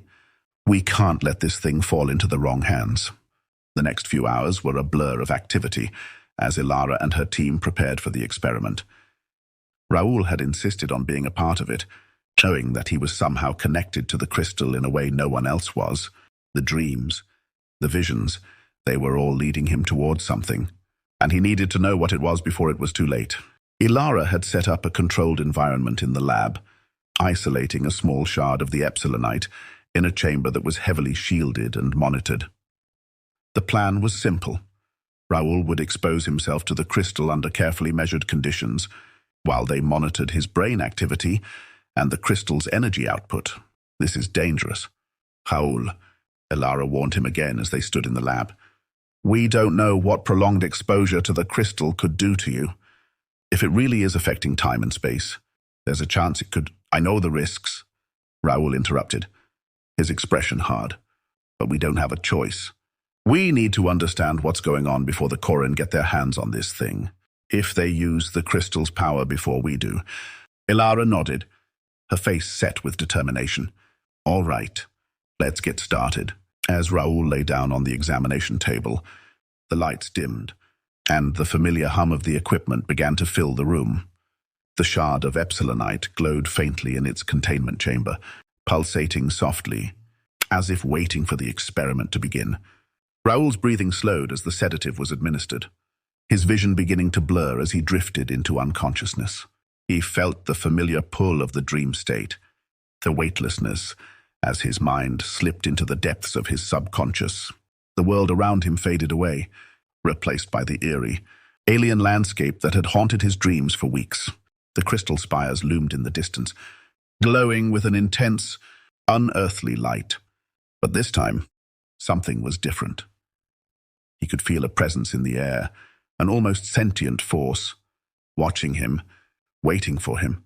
The closer he got to the largest crystal formation, the stronger the feeling became, until it was overwhelming. And then, just as before, the crystal shattered. This time, however, Raoul saw what came next. The dark figure, the cryptic warnings, and the chilling revelation that the crystal was more than just a substance. It was a conduit, a gateway to something far more terrifying than Raoul had imagined. As the dream world crumbled around him, Raoul's consciousness snapped back to reality, the weight of what he had seen pressing down on him like a vice. Raoul awoke with a gasp, his body drenched in sweat, his heart pounding in his chest. The dream, the vision, had been clearer than ever before. It wasn't just a warning. It was a choice. He sat up, ripping the monitoring wires from his arms, his mind racing as he tried to process the enormity of what he had learned. The crystal wasn't simply showing him the future, it was giving him the power to change it. We need to talk, Raoul said, his voice strained, as Elara rushed to his side. The crystal, it's more than we thought. It's alive in a way, but it's not just controlling time. It's giving us the power to shape it. Elara's face paled, but she remained composed. What do you mean? Raoul struggled to find the right words, his mind still reeling from the intensity of the vision. The dreams, they're not just visions of what's to come. They're opportunities. The crystal is giving us a chance to change the future. But it's a double-edged sword. Every choice we make, every action, it's all part of a larger game. And if we make the wrong move, Elara's voice was barely a whisper. What happens? So Raoul's gaze fell to the shard of epsilonite, still glowing softly in the containment chamber. Then the future we're trying to stop will become inevitable. Chapter 3. The Experiment. Raoul paced nervously in the small confines of the ship's med bay. The sterile scent of antiseptic filled the air, but it did little to ease his tension. His dreams were becoming more frequent, more intense. The visions had started as cryptic glimpses of the future, but now they were clearer, more like instructions. The most recent dream had been the worst of all, the crystal, shattering into 1,000 pieces, releasing something dark, something that felt alive. He couldn't shake the feeling that time was running out. I don't like this, Raoul, Elara said, her voice low as she checked the monitors attached to his head. You've been exposed to the epsilonite too many times already. Whatever's happening in your dreams is affecting you on a neurological level, and we still don't know the full extent of it. Raoul lay back on the examination table, staring up at the ceiling. We don't have a choice. Elara, the Corrin are getting closer, and if they figure out how to weaponize this stuff before we do, it's over. I need to understand what the crystal is trying to show me. The only way to get answers is to go back in. Elara sighed, frustrated. I just don't want to lose you to this. We're venturing into unknown territory here, Raoul. You're playing with forces we barely understand. He turned his head to meet her gaze. I trust you. Elara, if anyone can keep me grounded, it's you. Elara gave a reluctant nod and initiated the sequence for the experiment. They were attempting something risky, inducing a controlled dream state, while Raoul was in direct proximity to the Epsilonite. The hope was that under these conditions, Raoul's subconscious would connect more deeply with the substance, possibly allowing them to extract more concrete information from his visions. As the sedative began to take effect, Raoul's vision blurred, and his body relaxed into the familiar weightlessness of the dream state. The world around him faded, and soon he found himself standing once again on the strange, alien landscape. The crystalline spires jutted out of the ground, glowing with an eerie light. But this time, there was something different, a feeling of foreboding that hung heavy in the air. He moved toward the largest crystal formation, just as he had in previous dreams, but now there was something waiting for him at the base of the structure. A figure, humanoid but indistinct, stood in the shadows, watching him. Raoul hesitated, his instincts screaming at him to turn back, but he couldn't. The crystal pulsed with energy, drawing him forward, pulling him closer to the figure. As he neared, the figure stepped into the light, revealing a face Raoul didn't recognize but somehow knew.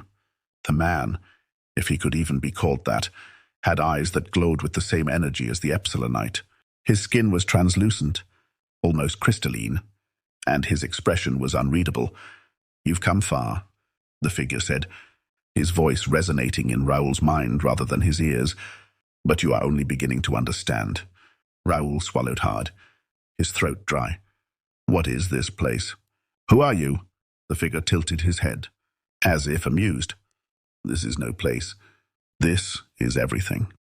This is what the Epsilonite has shown you, what it wants you to see. You are not the first to witness its power, nor will you be the last." Raoul frowned. "What are you talking about? What does the crystal want?" The figure stepped closer, the air around him crackling with energy. "The Epsilonite is not just a substance. It is a conduit, a link between realities. It does not simply exist, it chooses. It shapes time, warps reality, and bends the future to its will. You have been chosen, Raoul Mason, to be its harbinger." Raoul took a step back, his heart racing. "I don't want that.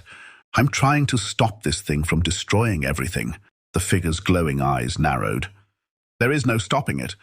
There is only accepting it. The Korin, the Terran Alliance, your enemies and your allies alike, none of them matter. What is coming cannot be undone. The Epsilonite will tear the fabric of reality, and when it does, all that you know will cease to exist." Raoul clenched his fists, anger rising in his chest. "Then why show me this? Why give me these visions if I can't change anything?" The figure smiled, a cold, empty expression. "Because you can change it. The future is not set. The crystal gives you the power to shape what is to come, to choose the path forward. But be warned, every choice you make ripples through time. Every action you take has consequences." Before Raoul could respond, the world around him began to fracture. The sky above him shattered like glass, and the ground beneath his feet crumbled. The crystal spires exploded into 1,000,000 shards, and the figure began to dissolve into light. "You must decide. Raoul Mason?" The figure's voice echoed as everything fell apart. "What future will you choose?" Raoul gasped as he awoke, his heart pounding in his chest. The dream had been more vivid than ever before. He sat up, ripping the monitoring wires from his arms, his breath coming in shallow bursts. Elara rushed to his side, her face full of concern. "Raoul, are you all right? What happened in there?" Raoul looked at her, his eyes wide with realization. "The crystal, it's alive. In a way, it's not just influencing the future. It's giving us the power to shape it. But it's not a weapon. It's something else." Elara's brow furrowed. "What do you mean?" Raoul stood, his legs shaky as he struggled to find the words. "It's a choice, Elara. The Epsilonite isn't just controlling reality. It's letting us decide what happens next. But every decision we make has a price." Elara's face paled. "And what happens if we make the wrong choice? Raoul glanced at the sample of epsilonite glowing on the nearby table, the weight of his new knowledge settling over him like a storm cloud. Then we might not have a future at all. Chapter 4. The Choice. The Perseus drifted silently through space, the cold void outside its hull contrasting with the tense atmosphere aboard the ship. The crew knew that something was coming, something big, and every passing moment felt like the calm before a storm. Raoul stood on the bridge, staring at the holographic display of the Corin fleet approaching the outer rim of Valaris 5. Time was running out. Ilara stood beside him, her face illuminated by the faint glow of the control panels. Raoul, we've done everything we can to prepare, but this situation is spiraling out of control. The Corin are going to reach the crystal first if we don't act now. Raoul's mind raced. The Corin hegemony was notorious for its ruthlessness. If they managed to get their hands on the epsilonite and unlock its full potential, the entire galaxy would be at their mercy. But that wasn't the worst part. Raoul's dreams had shown him the true danger. The crystal wasn't just a source of unlimited energy or a super weapon. It was a force that could manipulate reality itself. And it had been pushing events toward a singular, catastrophic outcome. We need to do more than just fight them off. Ilara, Raoul said, his voice steady but grave. The crystal wants to be used. It's steering us, and the Corin, toward something. We're all just pieces on its board. If we don't make the right move, this will end in complete destruction. Ilara frowned, her worry deepening. So what's the right move? We don't even know what it wants or how to stop it. Raoul stared at the holographic display, remembering the visions from his dreams. I think it's not about stopping it. It's about making a choice. The crystal is giving us a chance to control our fate. But every decision we make shapes what comes next. If we make the wrong one, everything could fall apart. Just then, the alarms blared through the ship.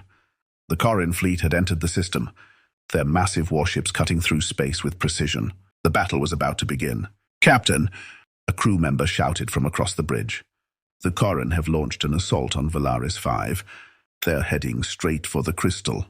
Raoul turned to Ilara, his expression hardening. "We have to stop them from reaching it. If they unlock the full power of the epsilonite, there won't be anything left to save." The battle erupted in a flash of light and energy as the Perseus and its small fleet engaged the Corin ships. Blasts of plasma fire streaked across the void, and the sound of the ship's shields, straining under pressure, echoed through the hull. But Raoul's mind was elsewhere, focused on the vision he had seen during the experiment. In that final dream, the Corin had triggered something catastrophic, an energy surge from the epsilonite that tore through space-time, collapsing entire star systems. If Raoul allowed this to happen, millions of lives would be lost in the blink of an eye. Raoul knew that this wasn't just a battle to stop the Corin, it was a battle for the future itself. He had to make a choice, and it wasn't going to be easy. "Ilara," he said suddenly, turning to her, "we have to get me to the surface. I need to get to the crystal before they do." Ilara's eyes widened. "Raoul, no, that's too dangerous. You've seen what the crystal can do. Getting any closer could put you in direct contact with it. If you touch it again, I know the risks," Raoul said, cutting her off. "But the dreams have shown me what happens if the Corin get to it first. This isn't just about winning a battle anymore. The crystal is giving us a chance to shape the future, and I have to be the one to make that choice." Ilara's hesitation was palpable, but she could see the determination in Raoul's eyes. She knew there was no talking him out of it. "I'll prep a shuttle," she said quietly. "Just be careful. We're dealing with forces we can barely comprehend." Raoul descended through the atmosphere of Valaris 5 in a small shuttle, the battle raging above him. The landscape below was harsh and barren, dotted with jagged rock formations and glowing crystal spires. The massive structure of epsilonite loomed ahead, pulsating with energy, just as it had in his dreams. As he landed and stepped out onto the planet's surface, Raoul could feel the pull of the crystal growing stronger. It was as if the very ground beneath him hummed with its power. He didn't have much time. The Corin forces were close, and he needed to act quickly. Raoul sprinted toward the largest crystal formation, the one he had seen shatter in his visions. His heart pounded in his chest, and every instinct screamed at him to turn back. But he knew that the only way to stop what was coming was to face it head-on. When he reached the base of the crystal, Raoul hesitated. The air around it crackled with energy, and he could feel the presence he had encountered in his dreams. The same presence that had spoken to him, warned him of the consequences of his actions. The choice was in his hands now. Suddenly, a voice echoed in his mind, cold and familiar. "You are here? Raoul Mason. The moment of decision has arrived." Raoul spun around to see the figure from his dreams, the translucent, glowing figure with crystalline skin and eyes that burned with the same light as the Epsilonite. "What do you want?" Raoul demanded, his voice trembling with the weight of the moment. The figure smiled, a chilling expression. "It is not what I want. It is what you will choose. The future is yours to shape, but be warned, every path carries a cost." Raoul felt the pressure of the decision bearing down on him. He could destroy the crystal now, before the Corrin reached it, but that would mean losing the potential for unimaginable power, power that could reshape the galaxy for good. Or he could let it fall into the wrong hands and risk total annihilation. As the Corrin forces approached, Raoul made his choice. He stepped forward and placed his hand on the glowing surface of the crystal. In that instant, time seemed to freeze. Visions flooded Raoul's mind, countless futures, branching out like threads of a vast, cosmic web. He saw the galaxy torn apart by war, worlds consumed by the power of the Epsilonite. But he also saw something else, a future where humanity harnessed the crystal's energy, not as a weapon, but as a force for unity and creation. A future where the galaxy's races worked together to rebuild, to evolve beyond the endless cycle of destruction. The choice became clear. Raoul concentrated, focusing all his willpower on that single vision, the future of unity, of peace. The crystal pulsed beneath his hand, reacting to his decision, and the energy that had been building within it began to stabilize. Just as the Corrin forces arrived, Raoul withdrew his hand, his mind reeling from the experience. The crystal's glow dimmed, and the destructive potential it had threatened to unleash was no more. The Corrin commander, arriving too late to stop Raoul, stared in shock at the now dormant crystal. Raoul turned to him, his voice calm but resolute. "It's over. The future has already been decided." In the days that followed, the Terran Alliance and the Corrin hegemony agreed to a ceasefire, their leaders shaken by the events on Valaris 5. The crystal was sealed away, its true potential locked by the choice Raoul had made. As he stood on the bridge of the Perseus, looking out at the stars once again, Raoul felt a sense of peace. The future was uncertain, but for the first time, it felt like humanity had a say in what came next. And that, Raoul knew, was the most dangerous and most powerful substance in the galaxy, in dreams and in real life. This concludes the story. Thank you for listening. Please comment any thoughts and stay tuned for more. It spreads quickly. Pay attention. Someone defying the rules. The rest of the universe learns and repeats. Ryan Beckett moved silently through the dense alien forest, the canopy above casting jagged shadows on the ground. His people, the Conclave, had long held control of this world, extracting its resources and enslaving its inhabitants, particularly the alien women who lived deep in the wilderness. But tonight, the atmosphere felt heavier, laden with a tension that clung to the air. Something was about to change. As he approached the clearing, Ryan's eyes were drawn to a makeshift camp, hastily constructed to house the latest prisoners, alien women taken hostage by his people. The Conclave claimed they were a threat to humanity, but Ryan had begun to see the cracks in that narrative. They were captives, pawns in a larger game that was far from the noble cause he had once believed in. In the center of the camp, a group of alien women sat in silence, their glowing, ethereal eyes reflecting the faint light of the surrounding trees. Among them was Sira, their leader. She was different from the others. Her quiet defiance was palpable. Even in chains, surrounded by guards, she held herself with a presence that made her seem more in control than the humans standing watch over her. Ryan clenched his fists as his doubts bubbled to the surface.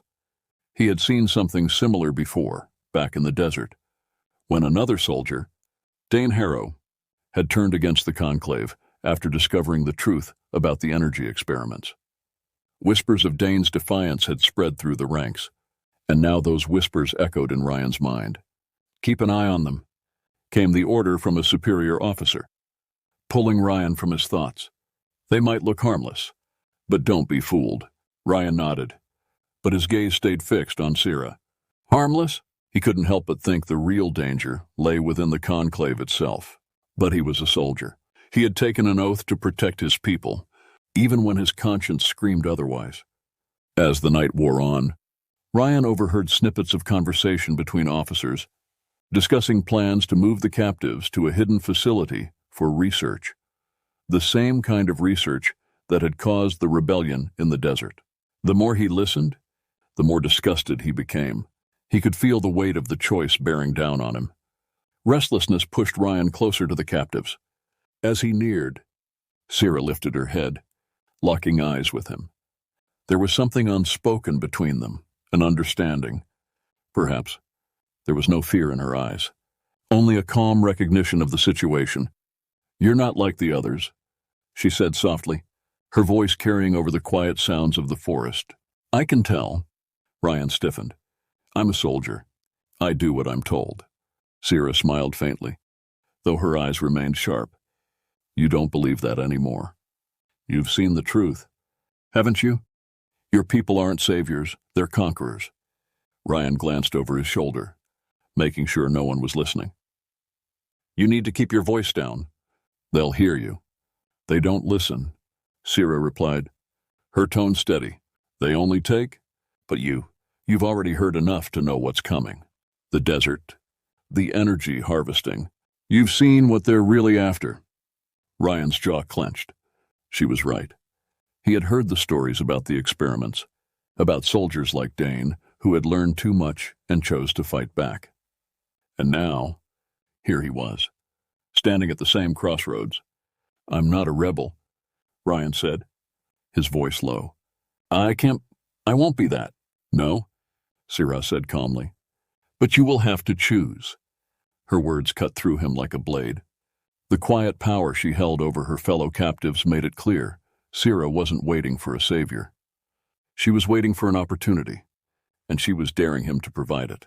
Ryan stepped back, torn between the loyalty he had sworn to uphold and the truth he could no longer ignore. The sun would rise soon, and with it, the chance to do something that could cost him everything. Sierra's voice broke the silence. "They're moving us at dawn. After that, we're as good as dead. If you're going to help, you need to decide now." Ryan's pulse quickened, his thoughts spinning. He had heard the warnings about men like Dane who had defied the Conclave, and he had never thought himself capable of such rebellion. But here, in this dark forest, the line between right and wrong had become impossibly thin. The first rays of light pierced through the trees, signaling the start of a new day.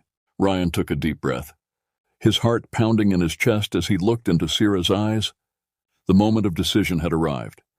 "Tell me what I need to do," he whispered. Ryan stood in the pre-dawn light, his mind racing as Sierra quietly relayed the details of their escape. They huddled near the edge of the camp, obscured by the thick trees.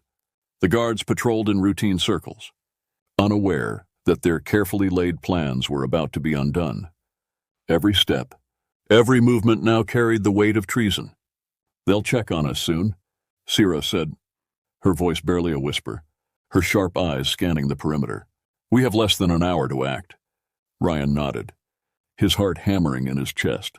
His mind still wrestled with the enormity of what he was about to do.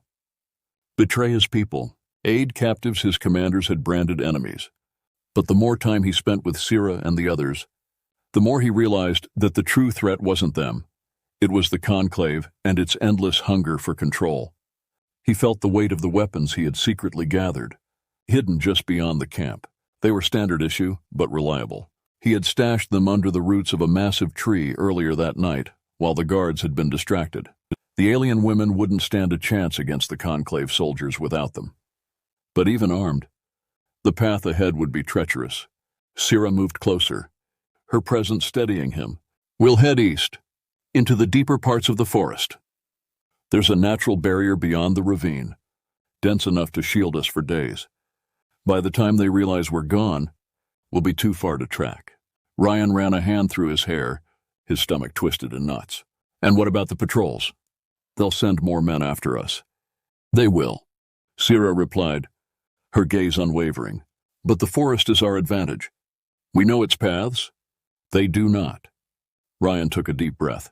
He'd been trained for combat, survival in harsh environments, even tactical retreats, but this was different. This was an act of rebellion. He wasn't fleeing for his life. He was running from the system he had spent his entire life defending. He glanced at the other women, silent, their faces etched with determination.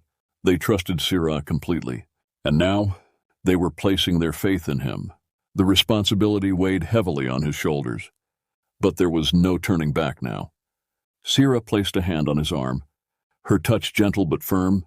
You're not alone in this. Ryan, he met her gaze, her words grounding him for the moment. He wasn't sure if it was courage or madness driving him, but something in her calm, in her certainty, kept him moving forward. With a quick glance toward the guards, Ryan motioned to the others. Now, one by one, they slipped through the shadows, moving with practiced silence. The alien women, despite their captivity, moved with an eerie grace, blending into the forest's darkness like they belonged there. Ryan followed closely behind Sierra, keeping watch for any signs of movement. They reached the weapons stash without incident. Ryan crouched down and pulled back the moss-covered roots, revealing the cache of rifles and plasma blades he'd hidden hours earlier. He passed them out, watching as the women handled the unfamiliar weapons with surprising ease. Sierra's eyes met his, a silent acknowledgement of their shared fate. Let's go, he whispered, leading them deeper into the forest. The air was thick with tension, every rustle of leaves sounding louder in the stillness. Ryan's senses were heightened, his ears straining for any signs of pursuit. He knew it wouldn't be long before the guards noticed the captives were gone.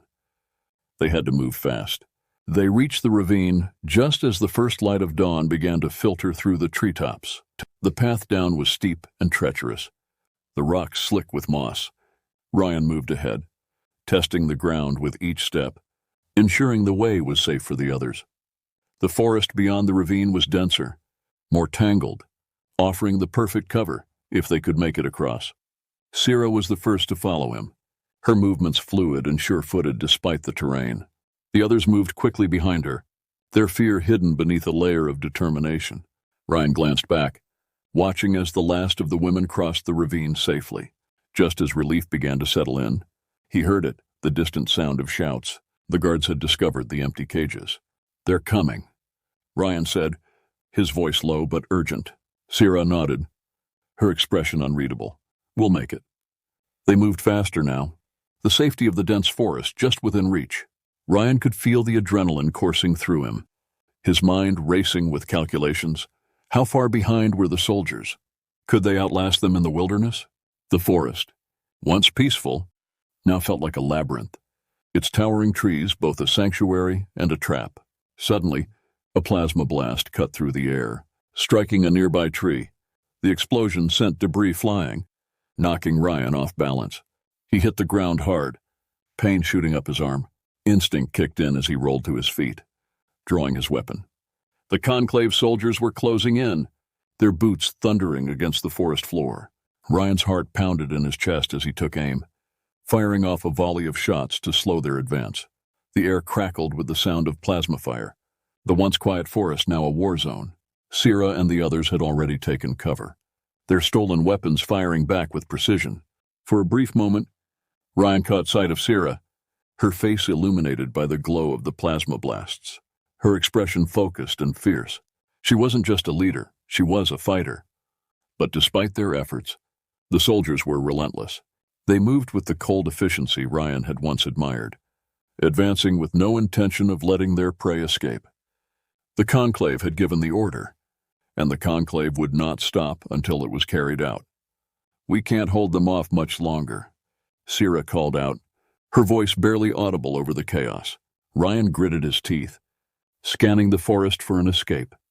They had made it this far. He wasn't about to let it end here. There!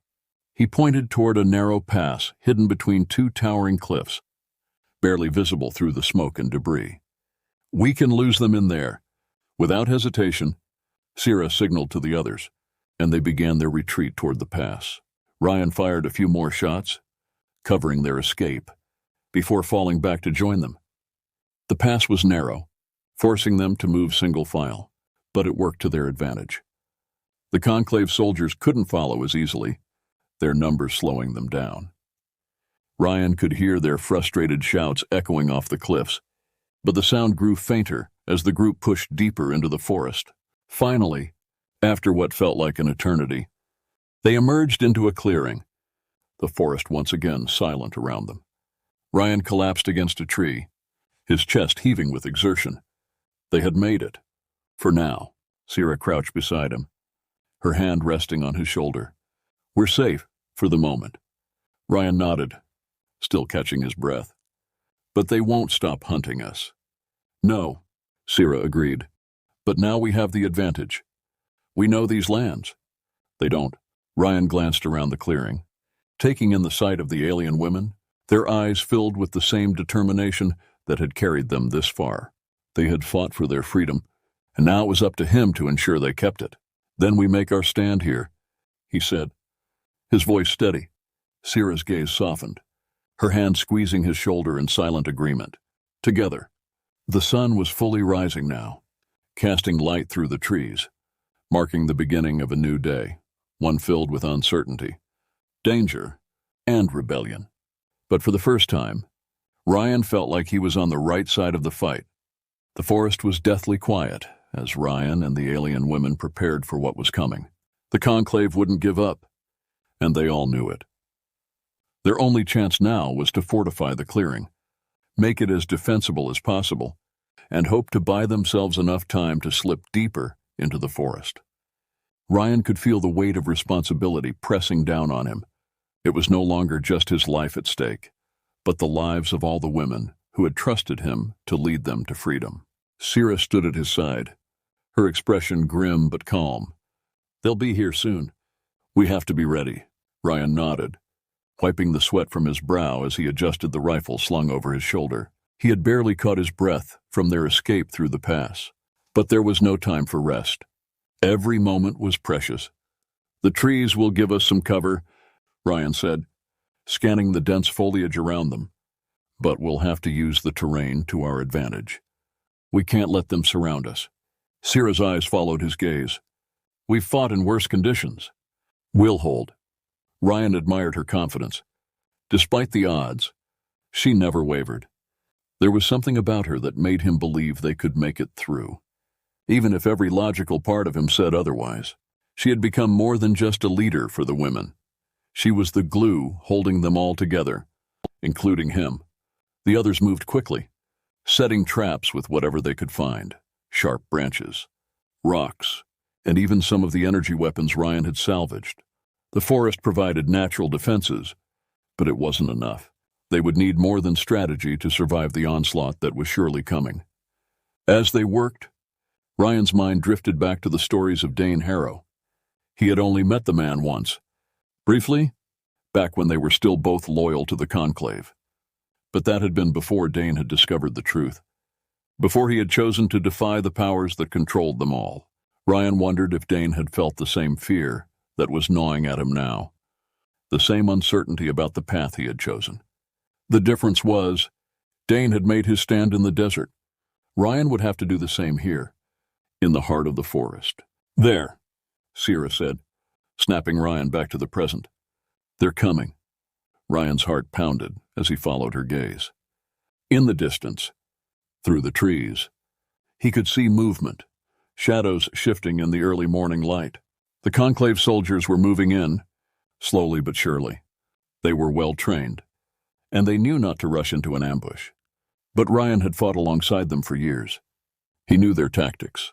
They'll try to push us out into the open, Ryan said, his voice steady. We have to stay hidden. Pick them off one by one. Sierra nodded, her eyes narrowing as she watched the soldiers approach. We can't let them take us alive. Ryan didn't need to be told twice. He had seen what happened to prisoners taken by the Conclave, especially prisoners who had defied them. They wouldn't get that chance. Not today. The first shot rang out, a sharp crack that echoed through the trees. One of the alien women had taken the shot, her aim steady and true. The Conclave soldier dropped without a sound, disappearing into the underbrush. For a brief moment, there was silence. Then chaos erupted. The Conclave soldiers opened fire, their plasma rifles lighting up the forest with flashes of blue and white. Ryan ducked behind a fallen tree, his own weapon clutched tightly in his hands. He could hear the women returning fire, their stolen weapons blasting through the thick foliage. But the Conclave was relentless. They moved with military precision, closing in on their position with every passing second. Ryan fired a volley of shots, taking down 2 soldiers before diving for cover. The air was thick with the smell of burning wood and plasma, the sound of gunfire deafening. It was a full-scale assault, and Ryan knew they wouldn't be able to hold the clearing for long. "They're pushing us back," one of the women shouted over the chaos. Ryan gritted his teeth. They had to find a way to slow them down.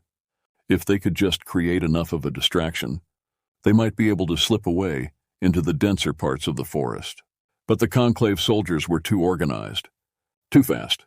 "We need to split their focus," Ryan said, crawling over to where Sierra was taking cover behind a rock. "If we can lure them into a trap, we might be able to cut them off."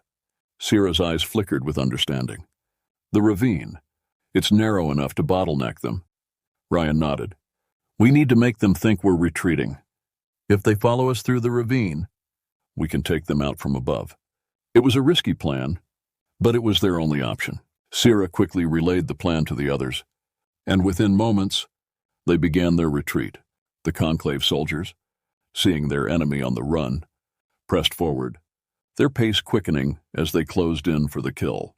Ryan led the way, darting between trees and rocks, his heart pounding in his chest. The ravine was just ahead, the narrow pass hidden by the thick foliage. If they could make it there without getting caught, they might just have a chance. The first few soldiers fell into the trap easily, their focus too fixed on the retreating figures ahead of them. Ryan watched as they entered the ravine, unaware of the danger above. He could feel the tension building as more soldiers followed, their numbers thinning as they funneled into the narrow pass. "Now," Ryan shouted, giving the signal. The alien women, positioned on the cliffs above, unleashed a barrage of plasma fire and rocks, the ambush perfectly timed. The soldiers, caught off guard, had no room to maneuver. Panic spread through their ranks as they realized too late that they were trapped. Ryan fired down into the ravine, picking off the remaining soldiers with deadly precision. It was over in minutes. As the dust settled, Ryan looked around, breathing heavily. They had done it. The Conclave forces had been decimated, and they had won for now. Sierra approached him, her expression unreadable. "This won't stop them." "More will come," Ryan nodded, wiping the sweat from his brow. "I know, but we've bought ourselves some time." She looked at him for a long moment, her gaze softening. "You fought well." Ryan didn't respond, his mind already racing ahead to what would come next. They had won this battle, but the war was far from over. The Conclave would regroup, and when they did, they would come back stronger, more determined than ever. But for the first time, Ryan felt a sense of purpose that he hadn't before. He wasn't just fighting for survival, he was fighting for something greater. For freedom, for justice, for the future. "We keep moving," he said, his voice firm. "We find a way to take the fight to them." Sierra nodded, a flicker of hope in her eyes. Together, the forest, once a place of fear and uncertainty, now felt like a sanctuary, a place where they could regroup, plan, and strike back when the time was right. The sun was setting, casting long shadows across the clearing as they prepared to move deeper into the wilderness. And as they disappeared into the trees, Ryan knew one thing for certain. He had chosen the right side. The forest had fallen eerily silent in the wake of the battle. Ryan Beckett stood at the edge of the clearing, his eyes scanning the horizon as the last remnants of the conclave soldiers disappeared into the dense trees. The air was still thick with the scent of plasma fire and charred wood, but for the first time in days, Ryan felt a strange calm settle over him. They had won this round, but it was only the beginning. Sierra approached, her movements as fluid and quiet as ever. The alien women had already begun dismantling the traps they had set, moving quickly and efficiently through the forest. Despite the danger, there was a sense of relief among them, a small victory in a much larger war. Ryan turned to Sierra, his brow furrowed. "They'll regroup," he said quietly. "And when they do, they'll come back with more firepower. We can't stay here." Sierra nodded, her gaze thoughtful as she looked out over the forest. "I know, but we have time now. Time to plan. Prepare." Ryan glanced at the group of women scattered across the clearing, their faces tired but resolute. They had trusted him to lead them to safety, and now that safety felt fragile at best, the conclave wouldn't stop. They never did. And once they realized their forces had been wiped out, they'd send reinforcements, more soldiers, more weapons, more destruction. "We need to take the fight to them," Ryan said, his voice firm. "We can't keep running." Sierra's eyes met his, a flicker of something unreadable passing over her face. "You're talking about an all-out war. Do you know what that means?" Ryan nodded, his jaw clenched. He knew exactly what it meant. He had spent years fighting for the conclave, obeying orders without question. He had seen the devastation they left in their wake, the destruction of entire worlds in the name of progress and control. But now, he was ready to fight against them. "I've seen what they're capable of," Ryan said, his voice steady, "and I won't stand by and let them destroy this planet like they did the others. We have to stop them." Sierra studied him for a long moment, her expression softening. "You've changed," she said quietly. "When I first saw you, I didn't think you'd be the one to help us." Ryan couldn't help but smile, though it was tinged with sadness. "I didn't either." There was a brief silence between them, the weight of the past few days hanging heavy in the air. Ryan had spent his entire life serving the conclave, believing in their mission. But now, standing in this forest with these women who had fought so bravely for their freedom, he knew there was no going back. He had crossed a line, and the only path forward was rebellion. "What's the plan?" Sierra asked, breaking the silence. Ryan took a deep breath, his mind already racing with possibilities. They couldn't stay in the forest forever, and they couldn't wait for the conclave to come to them. They needed allies, supplies, and a plan of attack that would hit the conclave where it hurt. "We find more people like us," Ryan said. "There have to be others who are willing to stand up to the conclave. Soldiers, civilians, anyone who's seen what they're really about. We gather them, and we form a resistance." Sierra nodded, her expression thoughtful. "We'll need a base of operations, somewhere we can regroup, plan, and strike when the time is right." Ryan looked out over the forest, his mind already mapping out the terrain. There were plenty of places to hide, to build, to fortify. The conclave might control the cities and the skies, but the forest belonged to the resistance now. "We start here," Ryan said, his voice resolute. "This forest will be our stronghold." Sierra's lips curved into a small smile, a fitting place for a rebellion to begin. Ryan's gaze softened as he looked at her, feeling a deep sense of connection he hadn't expected. Over the past few days, they had become more than just allies. They had fought side by side, shared the weight of survival, and forged a bond that went beyond their differences. He knew now that the fight ahead would be long and difficult, but he wasn't alone. "We can do this," Ryan said, his voice filled with quiet determination. "We can beat them." Sierra placed a hand on his arm, her touch warm. Together, hugging him. The sun was beginning to set, casting a soft golden glow over the forest as the alien women gathered around, their expressions filled with quiet hope. They had fought for their freedom, and now they would fight for their future. Ryan stood tall, feeling the weight of his new role as a leader. This was just the beginning. The rebellion had started in the forest, but soon it would spread to the cities, to the stars, to every corner of the galaxy where the Conclave held power. And when the time came, they would be ready. The alien women, once hostages, were now his allies. And together they would fight for a galaxy free from the Conclave's grip. As the first stars appeared in the sky above, Ryan Beckett knew one thing for certain. The future was theirs to take.